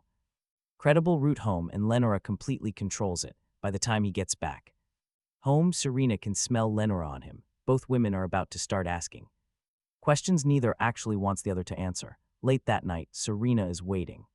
Smelled Lenora's perfume before he cleared the hallway. She was waiting outside his room in a robe, arms folded. Her eyes scan his wrinkled clothes. Bruised wrists and missing patience. She asks where he was, but he keeps on walking. He says it was a meeting. Serena blocks him, grabbing his collar. With Lenora Ashby, that perfume had survived drugging, restraints, and his attempted punch. Impressive product, terrible timing. He removes Serena's hand, explaining she forced the meeting. Serena's expression goes cold, asking if she touched him. Yes. She did, so he's going to shower. Her fingers tighten around the fabric. Again, she asks what she wanted, access to his training. But he keeps the soul change accusation and Scarlet Moon research to himself. Serena knows neither's secret, and Lenora has already turned both into leverage. Serena looks at the marks on his wrists. Cameron, she says, she got out. The bruises show. Just how much that answer leaves out. Serena releases his collar and steps aside. She demands his clothes. He says he can wash them, but she already knows. Her tone ends the discussion. Cameron changes, showers, and sleeps poorly. The next morning, his clothes are gone. He checks the empty laundry room. Then he finds a blackened shirt button beside the outdoor trash bin. A thin strip of scorched fabric clings to it. Serena walks past carrying coffee. He holds up the button, joking about an aggressive wash. She calmly sips. The perfume wouldn't come out, so she burned the shirt. Serena looks at the button, telling him he needed a new one. He can't prove a bonfire, but the blackened button makes her laundry claim a pretty hard sell. Before he can press her, his phone rings. Lenora's name fills the screen. Serena watches him decline the call. 5 seconds later, Lenora sends a message, saying she checked Serena Armitage's timeline. She moved into his house right after the Scarlet Moon, telling him to ask why. He reads it twice. Lenora has investigated Serena. The charred button suggests Serena destroyed every single trace of Lenora's scent. Then Serena's phone lights up on the counter. A message preview shows a man asking whether she has reconsidered dinner. Serena turns the screen toward him, complaining he won't stop. He frowns, telling her to block him. She hands him the phone, demanding he do it. Cameron stares back, asking why. He knows she lives here, and she wants him to understand she's unavailable. The message thread looks suspiciously clean, containing only one invitation and one photo, both perfectly timed. Back then, Cameron thought Serena was testing whether he cared. He blocks it anyway. Her smile appears immediately. Happy, he asks. Very, she replies. He hands the phone back, but a notification opens under his thumb. Before the screen locks, the group title uses his full name, displaying dozens of saved photos, outfit discussions, stream clips, and heated arguments over which angle made him look cutest. Serena snatched the phone back while Cameron stared. Do you have a private fan group about me? She said it was for safety, which sounded creepier every single time she explained it. Serena quickly slipped the phone into her pocket. People post your location, so I monitor them, she said. That explanation covered part of the screen, but it did not explain why someone had raided his sleepwear. Both women had started digging around the host's life while he stood between them. With only half of his memories, the next day at Westbridge, before he could question either woman again, Colton Navery challenged him right before first period. The 18-year-old stream rival still wore a shoulder brace from their last meeting. Apparently pain had taught him nothing. Colton held up his phone. Gift battle. Tonight, face cameras on, and the winner takes the ranking, he said. Students gathered. Before Cameron could answer, he wanted a public rematch where popularity mattered more than technique. Cameron looked at the brace. Do you need another loss that badly? Colton smiled. Your channel survives on women staring at you. Cameron stepped closer. And bring viewers, Cameron challenged. 2 girls laughed while a boy raised his phone. Colton's smile hardened. 8 tonight, try not to quit early, he warned. That night in his room, Cameron turned on the camera and accepted. Alden sat off screen with snacks, focused like a man attending a public execution. Are you showing your face? He whispered. Cameron checked the frame for one battle. Alden adjusted the light. Your unlicensed publicist approves. Cameron replied, I did not ask. That never stopped me. The two streams linked. Colton opened with a polished smile and 3 times Cameron's. Viewers, we play 3 matches, he announced. The audience can gift either side, and total support decides the winner. Then Colton looked into his camera. Maybe Cameron can finally earn attention without attacking someone, Colton sneered. Alden leaned toward Cameron's microphone. His shoulder has forgotten who signed the cast. Cameron muted Alden before he became evidence. The first match started, and Colton chose the safest character on the board, playing for clean highlights. Cameron took the riskier role and hunted him. He escaped the first fight with 1 sliver of health. His chat celebrated like he had won a championship. 2 minutes later, Cameron baited the exact same escape, cut off his route, and dropped him under his own tower. Cameron's viewers exploded. The second match went even worse for him. He stole the central objective, broke Colton's team formation, and ended it before his audience could finish typing excuses. By the third match, Colton stopped smiling. He started insulting Cameron's viewers between deaths. That was when a virtual yacht gift crossed the screen, then another. Get ready because the alerts became a wall. The name belonged to Lenora Ashby. The counter climbed past 100. Colton stared at his screen. 200. Alden forgot snacks. 400. Colton demanded a platform check. The count kept rising. 990 virtual yachts filled Cameron's side of the ranking. The platform showed no dollar figure, but the count alone crushed his lead. The public leaderboard flipped so hard his own chat followed it. Colton ripped off his headset. This is rigged, he snapped. You're being kept by rich women. Cameron leaned toward the camera. You challenged me to a gift battle. Colton's mouth opened. Cameron added, someone gave gifts, keep up. Alden slapped both hands over his face to stop laughing on his microphone. Colton rage quit right before the third match ended. The loser's viewers flooded Cameron's stream anyway. This merchant had publicly challenged him, lost the games, lost his rank, and rage quit before the end. He was done. Cameron ended the stream and called Lenora. She answered instantly, and Cameron told her he was returning those yachts. Lenora sounded amused, calling them gifts and a territorial missile to help him win, but Cameron told her he was already winning. Lenora paused. That confidence was why she sent the remaining 900. He hung up fast. He stopped the flirting. The next afternoon at home, Cameron was still trying to return Lenora's ridiculous yachts when she called again. Serena had just driven him home from school, standing close to watch the screen over his shoulder. He answered the call. Lenora's voice instantly sharpened. Someone was following him. Serena leaned closer, asking who it was. He covered the phone and claimed insurance. Serena scoffed, wondering if his insurance always sounded like an angry woman. Lenora heard everything and ordered him outside.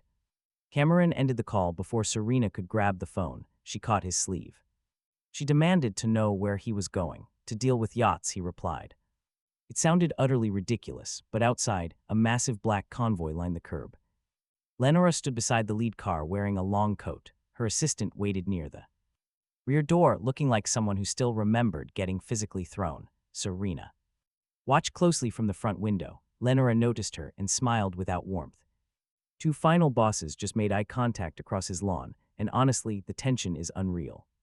Cameron walked out. Lenora opened the rear door and told him to get in. He refused. She whispered that someone had followed him from school, needing bait. She pointed to an alley, telling him to walk 30 meters inside.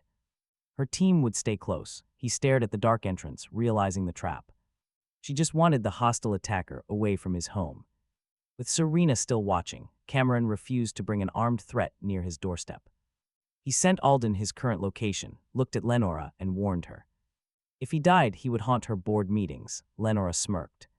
She told him to fight first. 30 meters into the alley, a masked assailant suddenly charged. A dark hood hid her hair, and a mask concealed her face. Her first strike targeted his throat, but he sidestepped and violently drove his forearm directly into her elbow. She spun, grabbing his shirt to throw him. Hazel's brutal training saved his life. Cameron dropped low, hooked her leg, and swept her clean off her feet. She slammed down. He pinned her wrist instantly.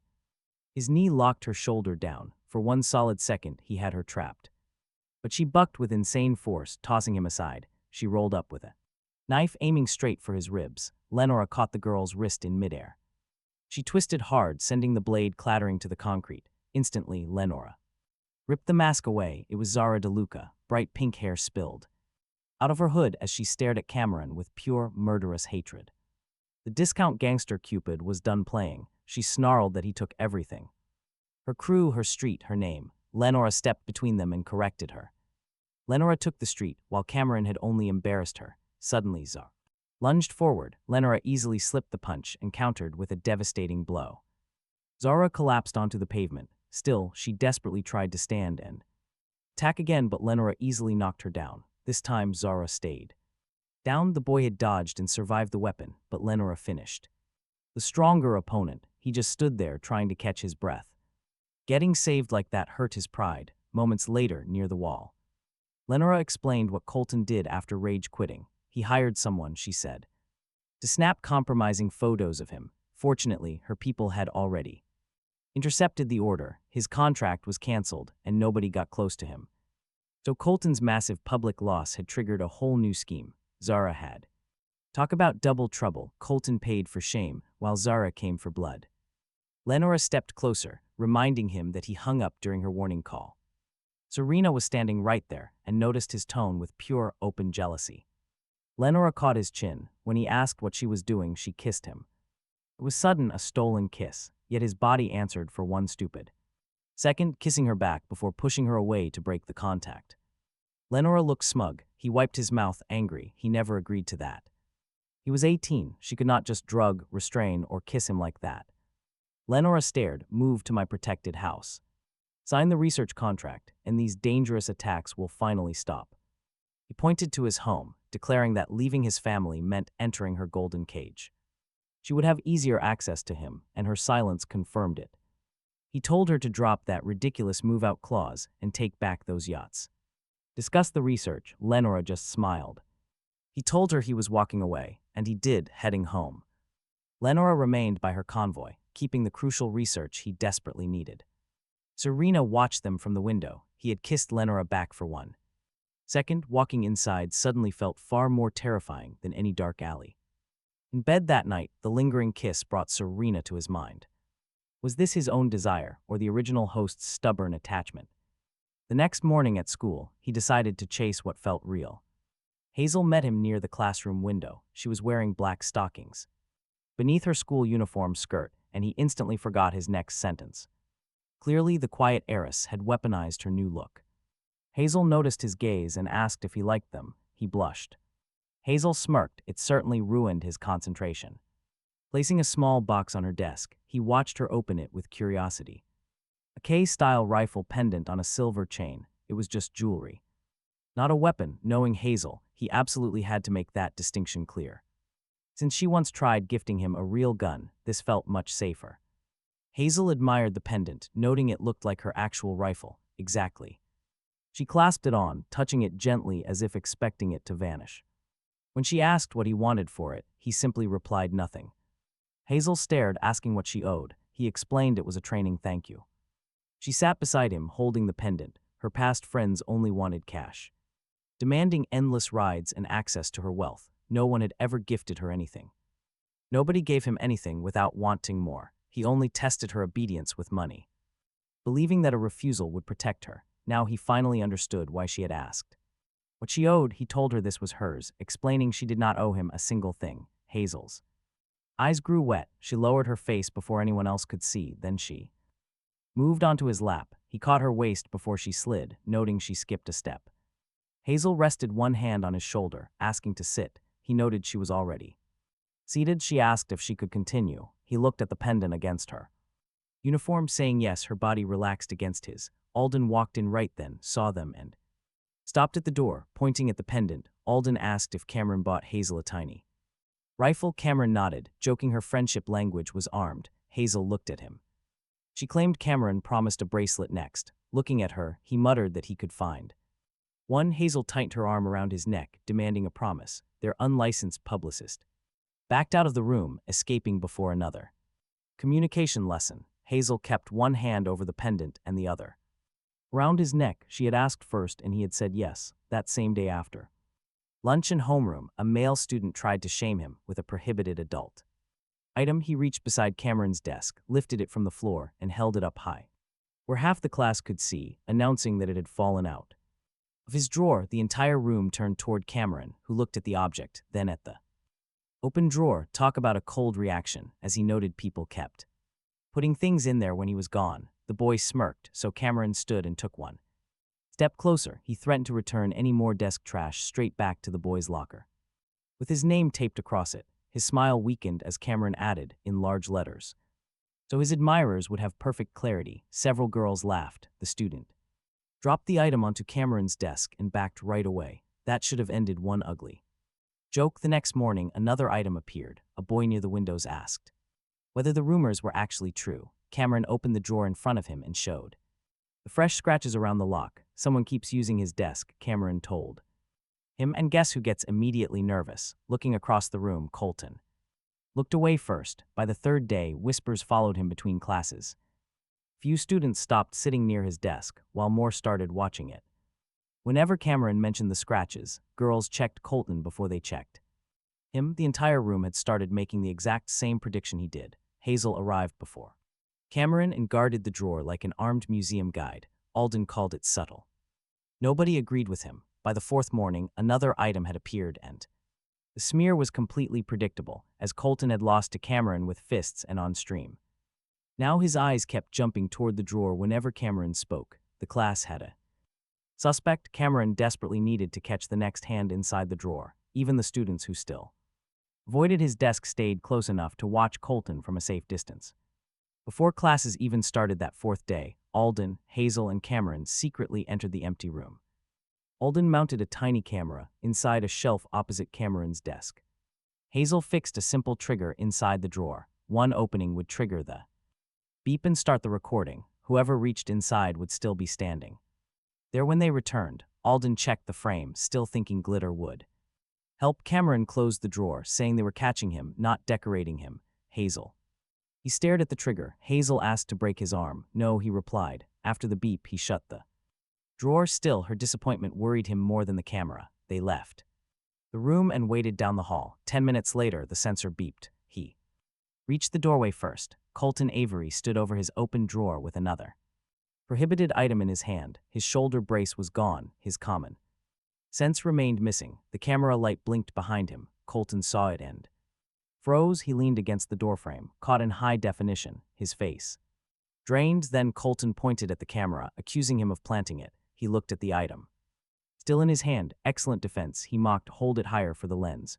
Two students passing the doorway stopped. Colton looked at them, then at the blinking light. His public confidence disappeared before his hand lowered.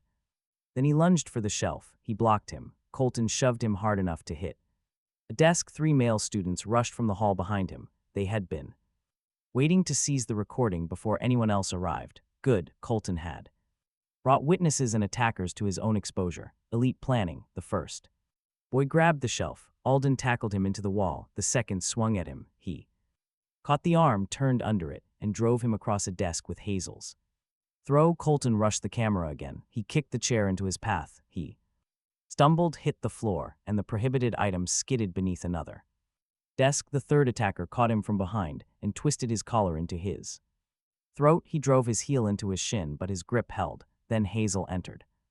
She saw his fist in his collar. Her expression disappeared. Hazel crossed the room and drove her knee into his face. Blood ran from his nose as he dropped. Colton tried crawling toward the camera. He planted his foot on the shelf before he could reach it. Done, he told him. Colton looked at the blinking light, the item under the desk, and his friends on the floor. His whole plan had recorded its own funeral. Behind him, Hazel dropped onto the bleeding attacker, seized his throat with both hands and squeezed. His face changed. Immediately, Hazel, she did not release him. He grabbed her wrists, pleading for Hazel to look at him. Her eyes stayed on the boy. He hurt you, she whispered. He is down, he said. She warned he would do it again. He pulled harder, breathing heavily. Hazel finally looked at him. He used that second to break her grip and drag her back. Boy rolled onto his side, coughing. A teacher reached the doorway after the fight had already turned. She saw Colton beside his open drawer, the item on the floor, the blinking camera, and 3 boys unable to stand straight. The teacher had arrived for cleanup. They had already handled the fight. Later that day, the school expelled Colton for planting the item and attacking them. That evening, he walked home through cold rain, exhausted from the fight and from dragging Hazel off the attacker's throat. That night at home, Hazel answered his call in a whisper, saying she was in the warehouse. When he asked which warehouse, she said the dark one behind her. State used by her mother whenever she embarrassed the family. Her voice shook. The staff refused to open it out of fear. Hazel added. He grabbed his jacket as she warned that the staff also controlled the gate and would not let him in. He froze with one sleeve on, charging a locked mayoral estate. Going out alone would get him stopped before reaching Hazel, so he stayed on the line. He asked her what she could hear, and Hazel took a shaky breath. Rain, pipes, and something moving near the wall. Probably just a rat, Hazel whispered, admitting she hated them. He told her to keep talking and ignore it. He was right there with her. He begged her to keep talking. When she mentioned the cold, he told her to tuck her hands inside her sleeves. She asked if he was angry. He was furious. They locked her in there, and mad she kept squeezing after being told the guy was down. Hazel went completely silent before whispering that she thought Colton would take him away. He had not. She was just terrified, and he knew. Slowly, her breathing evened out. He kept the line open until she stopped replying and drifted off to sleep. Colton was gone, but Hazel remained locked in the dark for protecting him. Morning, the rain, the brutal fight, and the sleepless night finally took their toll. Back home, Serena found him burning up with a severe fever after the storm. He tried getting up but only managed 2 steps before the floor tilted wildly. Serena caught him before he hit the ground, warning that he was absolutely burning up. He joked about his temperature, but she tucked him back in, insisting he was sick. Her professional medical training put an immediate end to any protests. She checked his fever, brought medicine, and spoon-fed him soup while he grumbled about the spoon. He insisted he could feed himself, but Serena held the bowl just out of reach. She challenged him to sit up without swaying. He tried, the room spun, and she raised an eyebrow.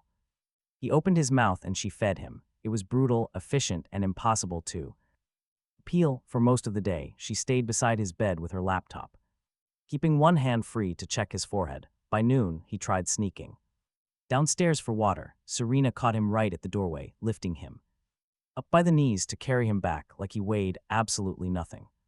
He demanded she put him down, protesting that he was actually walking. Serena placed him back on the mattress, tucking the blanket tightly around his waist. She teased that gravity was winning. He secretly hated how safe her arms felt. That comforting warmth made his dependency problem worse. When he woke near evening, Serena was still there. Her laptop had gone dark, and she slept in the chair with 2 fingers pressed against his wrist, as if she fell asleep counting his pulse. When she woke, he noted she missed work, but she replied she just rescheduled it. Serena closed the laptop, confessing she was willing to care for him for the rest of his life. The room went completely silent. She did not laugh or soften the blow. He looked at this woman, bound by childhood promises he still could not fully remember. She gently pressed the medicine into his hand, urging him to take it first. She slipped out before he could even ask what she truly meant. He held the medicine, watching the door close. At 2 in the morning, from that same bed, he answered a call from Lenora. Her name flashed on his screen in the dark while Serena slept down the hall. He whispered, asking if chief executives did not own clocks. She admitted she could not sleep. He called it a personal problem, but she brushed past his sarcasm, asking about his movements on Colton. Did Hazel Davenport teach him that? He stared at the ceiling, calling at 2 in the morning just to ask about Hazel. Lenora offered to arrange professional, private instruction instead. She promises professional trainers, elite facilities, and a career path. Calling at 2 a.m., she offers to replace Hazel with her. Lenora scoffs, claiming she can train him against grown women, not boys. He lies awake, staring blankly up at the dark ceiling. He asks if this is professional concern or just pure jealousy. Lenora pauses, claiming she couldn't sleep, but he is not buying it. She called kidnapping a meeting, so her labels fail. She points out he kissed back, but he corrects her. He only kissed for a second before pushing her away. When she starts calling his name, he instantly hangs up. Most people send flowers, but she offers career advancement at midnight. No off switch whatsoever. By morning, Serena leaves him a note. It says breakfast is downstairs and to take his medicine after. She strictly forbids training today and asks him to choose her outfit. That request has 0 medical value, but he goes to her. Serena is holding 2 different jackets over her fitted top. He points to the black one, matching her personality. She smiles at the elegant threat, lifting the gray jacket next. As she moves, her shirt lifts slightly, revealing a rib tattoo. He completely freezes up. Serena notices and slowly lowers the fabric. She asks if he likes it, and he clears his throat. He nervously claims he is just a big fan of art. He insists she wear black and leave before his fever spikes. She laughs, kisses his forehead, and heads out for work. Once she leaves, he calls to claim the $50,000 reward. He wants pure cash, but Lenora controls the program funding. That afternoon at the company headquarters, a female guard joins him. She wears a dark uniform and keeps one hand on her radio. For 3 whole floors, she does nothing but stare at him. He watches the floor numbers, asking if there is a problem. She straightens up, then completely folds, confessing she loves his streams. She admits she fell for him before they hit floor 10. He checks the display, amused by her highly aggressive timing. She eagerly asks for his number right as the doors open. Lenora is standing right there, instantly noticing how close they are. Lenora fires her on the spot, just like that. The guard panics, but Lenora demands she hand over her badge. Dropping to her knees, she begs that it was just a question. He immediately steps between them, demanding Lenora rehire her. Lenora argues she broke the rules by flirting on the job. He snaps back that Lenora literally kidnapped a high school student. The assistant wisely stares at the wall while Lenora stands firm. He warns her that firing staff for looking at him is ridiculous. They lock eyes in a fierce standoff while the guard trembles. He only came here for money, but now everything is a mess. She waited to see if he would let it happen. Fine, Lenora said, win it.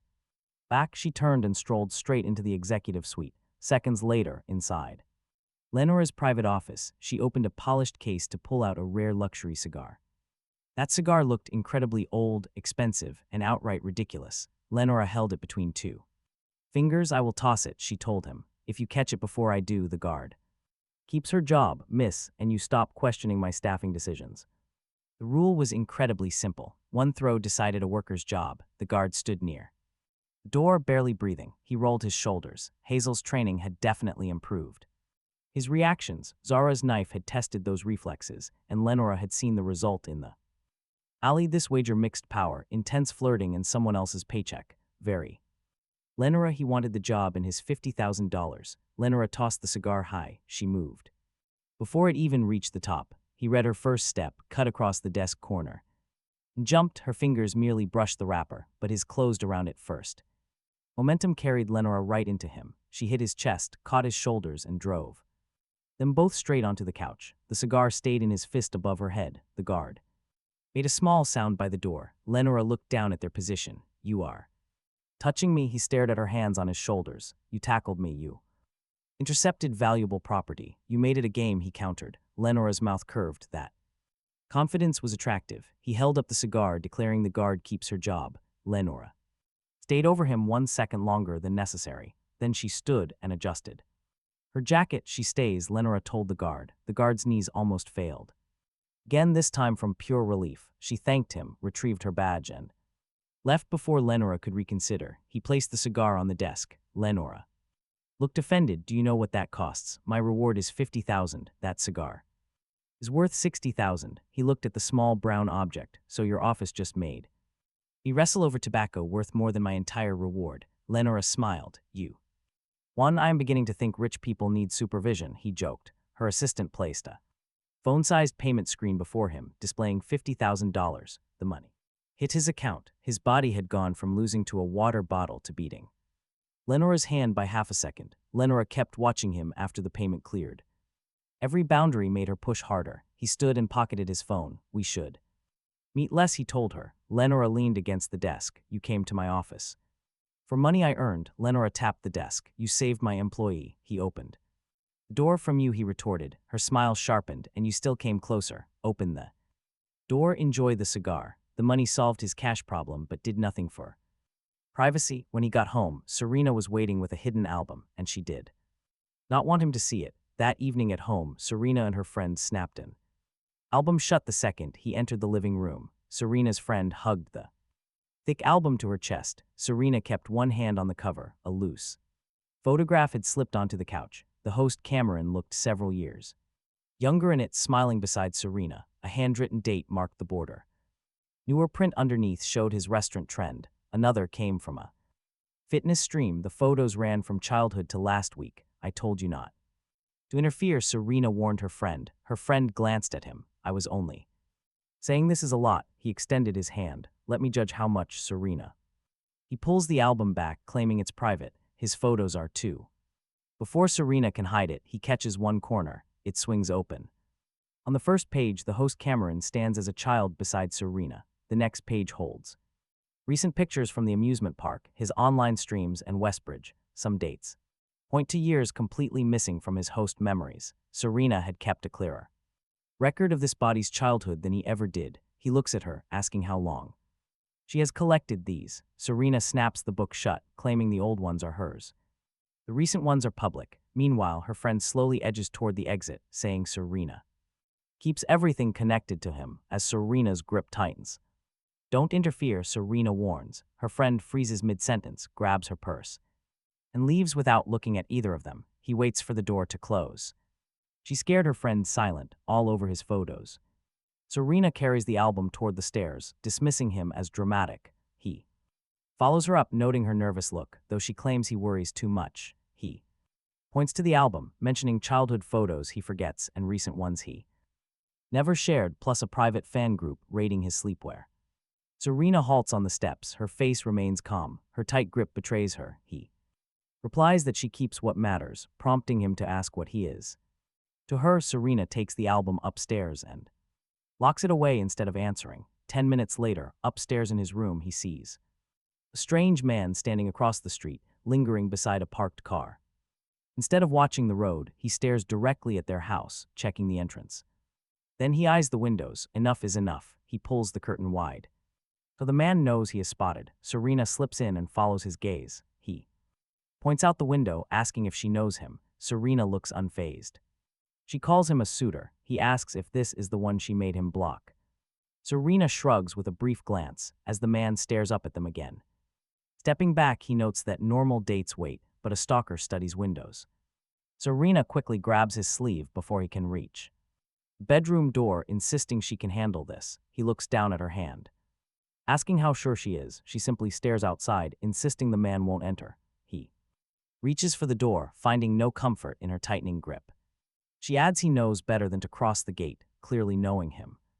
Turning the handle anyway, he tells her to go make him leave. Serena looks at his hand, dropping the one question she actually cares about. He faces her, pointing out the real issue is the creep outside their home. That is not her question, she whispers, but he stands his firm ground. Her hand slides down to his wrist as she asks if he has a girlfriend. He answers. He does not. Her tight grip softens with a quiet sigh. Wondering why that matters, she squeezes his wrist, admitting she wants to keep him close. When he asks his family, she lets go and shuts the drapes. Serena is physically strong enough to carry him, yet a simple question makes her retreat.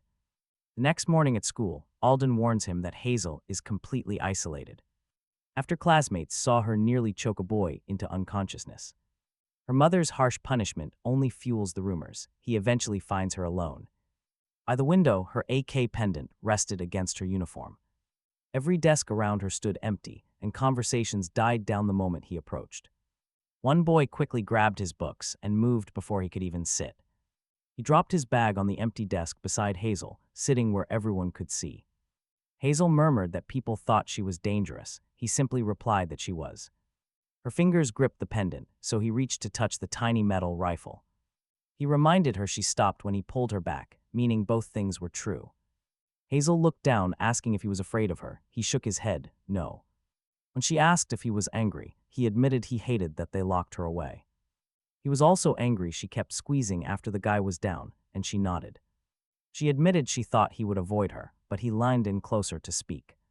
He reminded her he stayed on the phone while she slept in that warehouse. Even though the class was terrified, he still came, and her hand covered his. The whispers went silent as one girl pulled her chair back toward Hazel's row.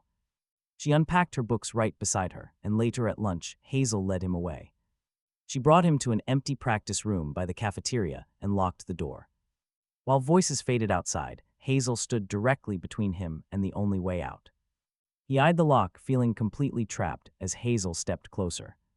She mentioned the girls mocking her, and when he asked what they said, she frowned. They claimed she didn't understand kissing, so she just followed him, and he waited. Her fingers touched the pendant again, and she softly asked him to kiss her. It was a direct request, but he needed to know her real reason first. He asked if she wanted him or just wanted the laughing to stop, and she stared back. She wanted him, wanting them to stop deciding what it meant, so he touched her cheek. He told her to say so if she wanted him to stop, and she nodded in agreement. He leaned in first, kissing her gently as Hazel gripped the front of his shirt. Her shoulders relaxed, but her grip only tightened as she began to kiss him back. The cautious girl from the haunted house had finally made a very clear choice. Her other hand touched his wrist, leaving room to pull away, but he stayed put. Outside, someone rattled the door handle, and a girl called out Hazel's name. Another classmate knocked twice, so Hazel pulled back to tell them they were busy. The hallway went totally silent. But a moment later, 3 different voices started whispering all at once. Hazel just looked at him and kissed him again, and he fully embraced the moment. When they finally parted, her face was flushed and she pressed a hand to her chest. She whispered that her heart felt wrong, so he gently touched her racing pulse. She noted it never did that during educational videos, leaving him totally speechless. He joked that Monica was banned, but Hazel still wondered why this was happening. He explained it was dopamine, since her brain wanted this and her body reacted. Her body reacted before she finished analyzing it, making her ponder the science. She asked about others, and he immediately warned her not to. Looking into her eyes, he warned her not to practice with anyone else. She asked if it was only him, and as he agreed, the door shook again. Hazel smiled, unlocked the door, and held onto his shirt as they stepped outside. The girls in the hallway stared at her flushed face and her tight grip on him. Finally, the teasing stops, that night from their separate bathrooms. Hazel calls while Cameron is showering. Water is running on her end, too. She mentions watching one of Monica's relationship videos. Cameron just closes his eyes. He thought they revoked that license. Apparently it showed kissing and other communication. As she continues, Cameron cuts in to keep the other communication off the report. She ignores that, admitting she felt nothing, until she remembered him and her heart. Started again, making her forget the water temperature. Hazel asks if that is because she likes him. He says yes, so she asks if he likes her. He stares at the shower tile, reminding her he kissed her in a locked room. With people hammering on the door, Hazel considers this and concludes it means yes. Hearing the running water on her end, he asks if she is showering. When she says yes, he presses his hand to the wall. Why call now? She had the question now. To Hazel, emotional confusion is an absolute emergency. Next, she asks if they can finally communicate like that again. He tells her to use the actual word kiss, so she corrects herself. He leans his head against the tile, agreeing to later with clothes and oxygen. She sounds pleased. Meanwhile, Cameron has no idea Serena is standing right outside his bedroom door, her quiet footsteps masked by the loud spray of the water. He only learns about her late night spying the next morning through Alden. Serena had texted Alden, saying she is outside Cameron's room hearing him talk. She asked if he has a girlfriend, but Alden simply replied no. Serena never replied. Of course, Cameron is completely oblivious to this while showering. Hazel hangs up after making him promise they will talk tomorrow at school. After drying off, Cameron walks back to his dark bedroom, opening the door. Look at that, Serena is already waiting right under his blanket. She sits in his bed, wearing a nightgown and holding the television remote. The soft, dark fabric does an incredibly dangerous job against his concentration. Having just survived that intense shower call, he is making decisions under fire. He stays by the doorway, asking why she is under his blanket. Serena simply lifts the remote, claiming she wants to watch a horror movie. That explains the remote, but he tells her to explain the rest of this. She says he has been tense and needs to relax, then her eyes narrow. Asking who he was talking to, he replies it was a classmate. Serena tightens her grip, asking if classmates usually call during showers. Cameron blames Alden, but she counters that Alden only confirmed he was single. This tells him exactly how far her little investigation has gone. Nodding toward the television, he tells her to start the movie already. Serena stands up, telling him to come downstairs unless his mystery classmate has already booked his entire night. Her tone sounds casual, but her tight grip on that remote says otherwise. Stepping aside, Cameron tells her to lead the way. Downstairs, she picks a film about a male ghost in a well. Even the ghosts in this world have their gender roles completely reversed. Serena dims the lights, sitting close enough for their shoulders to touch. Staring at the screen, he teases that she only chose this to make him cling. Over a bowl of popcorn, he notes her confidence, glancing at her nightgown. He jokes about her wearing that to watch horror movies, but she calls it comfortable. Serena replies, and he faces the screen. The movie tests them with a mirror scene, but Serena stays perfectly still. She watches his face to see if he flinches afterward. He takes some popcorn, asking if she is disappointed, but she says it is just starting. Serena replies confidently, but right then, a toy rolls across the floor by itself. Serena freezes with her hand in the popcorn, pressing her shoulder against his. She glances at his face again, while he simply smiles back at the screen. Her plan is failing as the ghost drags itself over the well's edge. Wet hair covers its face, and a terrified Serena immediately grabs his arm. She had chosen this film to make him cling, but now her fingers are locked. He asks if she is comfortable, and she squeezes. Telling him to be quiet, Serena leans forward as the ghost vanishes. Waiting for its return, the specter appears behind the heroine, making her flinch. She buries her face in his shoulder, forcing a pause. She looks up, asking why he stopped it, while he flexes his crushed arm. Serena slowly lets go, claiming she was protecting him, while he rubs his arm. Asking if she was protecting his circulation, he holds the remote away. He demands she admit her fear, but she just glares. The screen is frozen on the ghost's face, making her look back at him. Setting the remote down, he wraps an arm around her shoulders. Serena finally relaxes against him, whispering for him to keep playing the movie. He offers her an out. Serena grabs the remote, determined to finish it.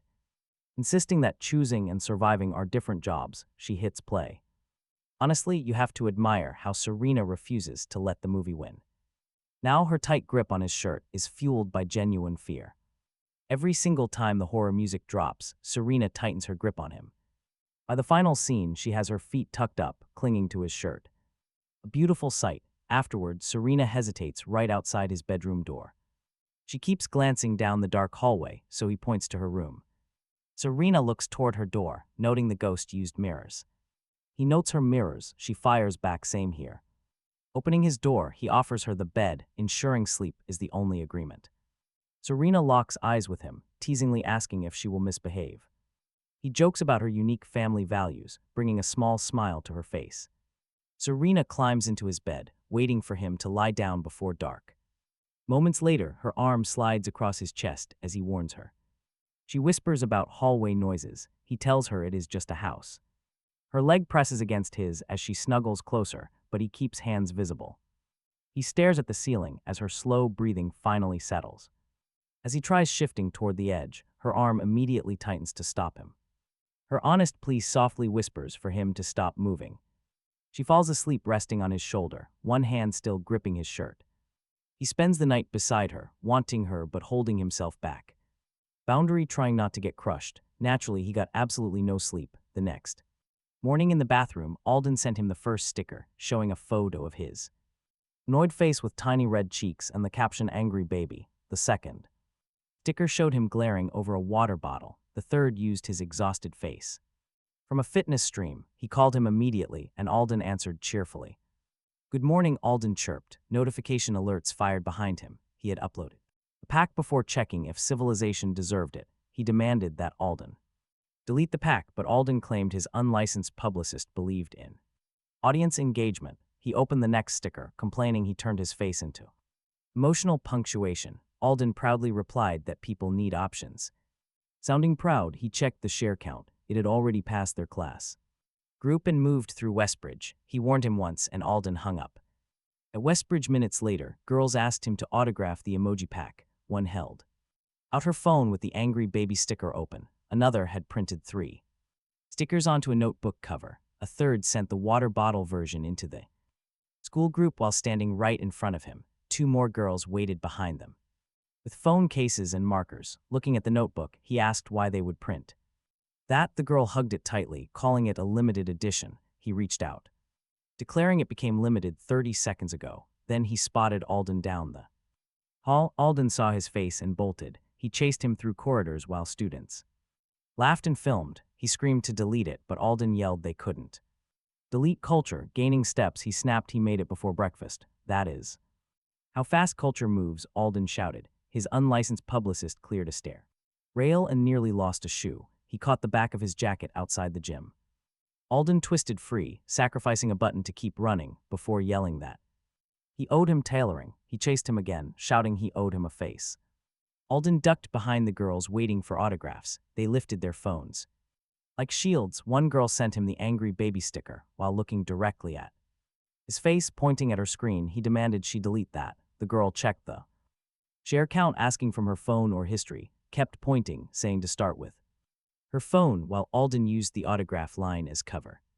Calling it organic reach, Alden smirked. He pointed, warning him he was one sentence away from becoming an unpaid patient. The autograph line closed around Alden, who now had plenty of helpers. By lunch, the angry baby sticker appeared under every complaint, argument, and confession in the school group. The pack raised his public status and stole another piece of privacy. Real backfire had reached graphic design. After class near the stairs, Hazel met him with newly cut bangs. She had trimmed them to frame her eyes, softening the rest of her hair around her face. The quiet heiress looked cute and waited for his reaction like she already knew it. Asking if he liked it, Hazel waited. He looked once, then again, replying yes. Her fingers touched the new bangs, saying she cut them for him. He gave her the truth, admitting it felt dangerous to his ego. Hazel took his hand, urging him to come with her. He glanced at students still sharing his stickers, asking if it was an escape or another lesson. Both, Hazel replied, squeezing his hand. She led him into an unused room behind the old practice hall and closed. Voices echo outside the door before they can move deeper. Footsteps halt. Just as the footsteps stop, Hazel drags him under a wide storage desk. It is narrow, her knees press against his. He covers her mouth quickly. No sound escapes. Hazel stares at his hand, then gently licks his palm. He jerks back so fast his elbow bangs the wood. Hazel whispers about Monica. Doing that, he rubs his elbow, noting Monica is banned from teaching forever. Hazel touches the bruised spot, asking if she hurt him. He whispers his dignity took the hit. She leans closer, asking to kiss him. He says yes. Hazel kisses him immediately. The first was cautious, but this has real confidence. She grabs his collar, pulling him closer, completely forgetting to breathe. Her fresh bangs brush his forehead. She definitely has the nerve now, but her breathing still needs work. He places a hand on her shoulder to slow her, telling her to breathe. Hazel takes a breath and tries again, slower. He adds. She watches his face, asking to be taught. He guides the pace. She whispers, asking if it is like that. He nods, confirming it. She tries again, slower this time. Her grip relaxes, the kiss growing warmer. He wants another, but the footsteps outside finally fade. Hazel stays close. Hazel asks if that was better. He says yes. She smiles, asking to practice again. He touches her bangs, whispering later. She searches his face. Only me, she asks. Only you, he replies. Hazel kisses his palm gently. She climbs out from under the desk. He wants another kiss, but he has Serena waiting at home, and Lenora holding his only ticket back to Earth. By mid-afternoon, Alden's emoji pack has completely escaped Westbridge. Before sunset, the CEO boss has seen the stickers, crossed down that afternoon. Alden's emoji pack reaches Lenora at work. He learns what happened from her own mouth less than an hour later. Her staff showed her the angry baby sticker, the water bottle sticker, and the rising share count. Someone suggests licensing the images through Ashby Media Group. Lenora refuses, walking out of a business negotiation, driving straight to his house. Apparently 990 yachts, a private convoy, and a Scarlet Moon research team have finally met their natural predator. A simple sticker. Before sunset outside his house, Lenora's car blocks his gate and half the curb, engine still running. She parked crooked. Her phone keeps vibrating as she steps out in the same suit she wore to work. She silences the call without looking. Talk about intense. The final boss CEO has abandoned business hours because strangers are using his annoyed face in chats. He stops beside the gate, telling her to move. Lenora crosses the sidewalk without slowing down, ordering him to delete the images. He points toward the street, saying he chased him. The pack is already outside Westbridge. Make him, Lenora orders. He shakes his head. He cannot pull them back from every phone. Her expression hardens, asking why he protects him after being turned into a joke. He steps between her and the gate. He is going to punish Alden personally. She does not control his friends. Lenora's jaw tightens, claiming her staff can remove the images. He holds up his phone. They can delete posts, but they cannot turn his face into her property. She never called it property. He gestures at her crooked car, blocking his control over every copy, telling her to pick a better word. He added that her staff could waste the evening chasing angry baby stickers. Lenora closed the distance, explaining they wanted to monetize them. He stared at her, knowing of course they did, but she refused. He gave her a flat look, congratulating her for not selling his face. Her phone vibrated again. Lenora turned it off, leaving the meeting because those images were everywhere. She told him that other women were sharing his face like They had access, he called them stickers. She snapped that they used his face. He kept his voice steady, noting Alden used his face while the women sharing it were just enjoying a joke. Lenora moved closer, claiming they enjoyed him. He looked her over, saying her complaint sounded familiar. Her eyes narrowed in question. He counted the violations on his fingers, listing the 990 yachts and convoy outside his house, kidnapping and kissing him after he said no. She had no right to complain about access. Lenora finally stopped just one step away. She claimed she protected him. Lowering his hand, he argued she used protection to demand access. She demanded to know why other women got to keep reaching him while he kept pushing her away. He laughed, once without any real humor. Lifting his phone between them, he mentioned Alden made a stupid pack and he would deal with him. She left work, blocking his house and issuing orders over his face. She replied she came because he refused to understand the risk. He pointed at her hand as it reached out for him, saying he understood the risk, but she kept adding her hands and orders. Lenora caught his wrist. He pulled against her grip, but she held firm. Her phone lit with another work call. Ignoring it, she kept her eyes on him. The woman in front of him controlled a massive media company, security teams, and the only human Scarlet Moon Research, yet his face still belonged to him. Meeting her eyes, he told her to erase him from her life. Her grip tightened, claiming he did not mean that. He pulled again, reminding her he refused her contract, her house, her gifts, and her stolen kiss. Which part was unclear. Lenora's face changed at the word stolen as she stepped so close that the gate pressed against his back. Then Lenora released his wrist. He thought she finally heard him, but watch what she does next. Grabbed the front of his shirt and pulled him close by the collar. Her phone stayed dark in her other hand, her jaw shaking with anger. She could not sit there while women circulated his pictures. She hated how they looked at him, joked about him, and acted like they could reach him. He caught her wrist at his collar, stating that still did not make him hers. Lenora pulled him closer, asking if those women really thought they could touch her man.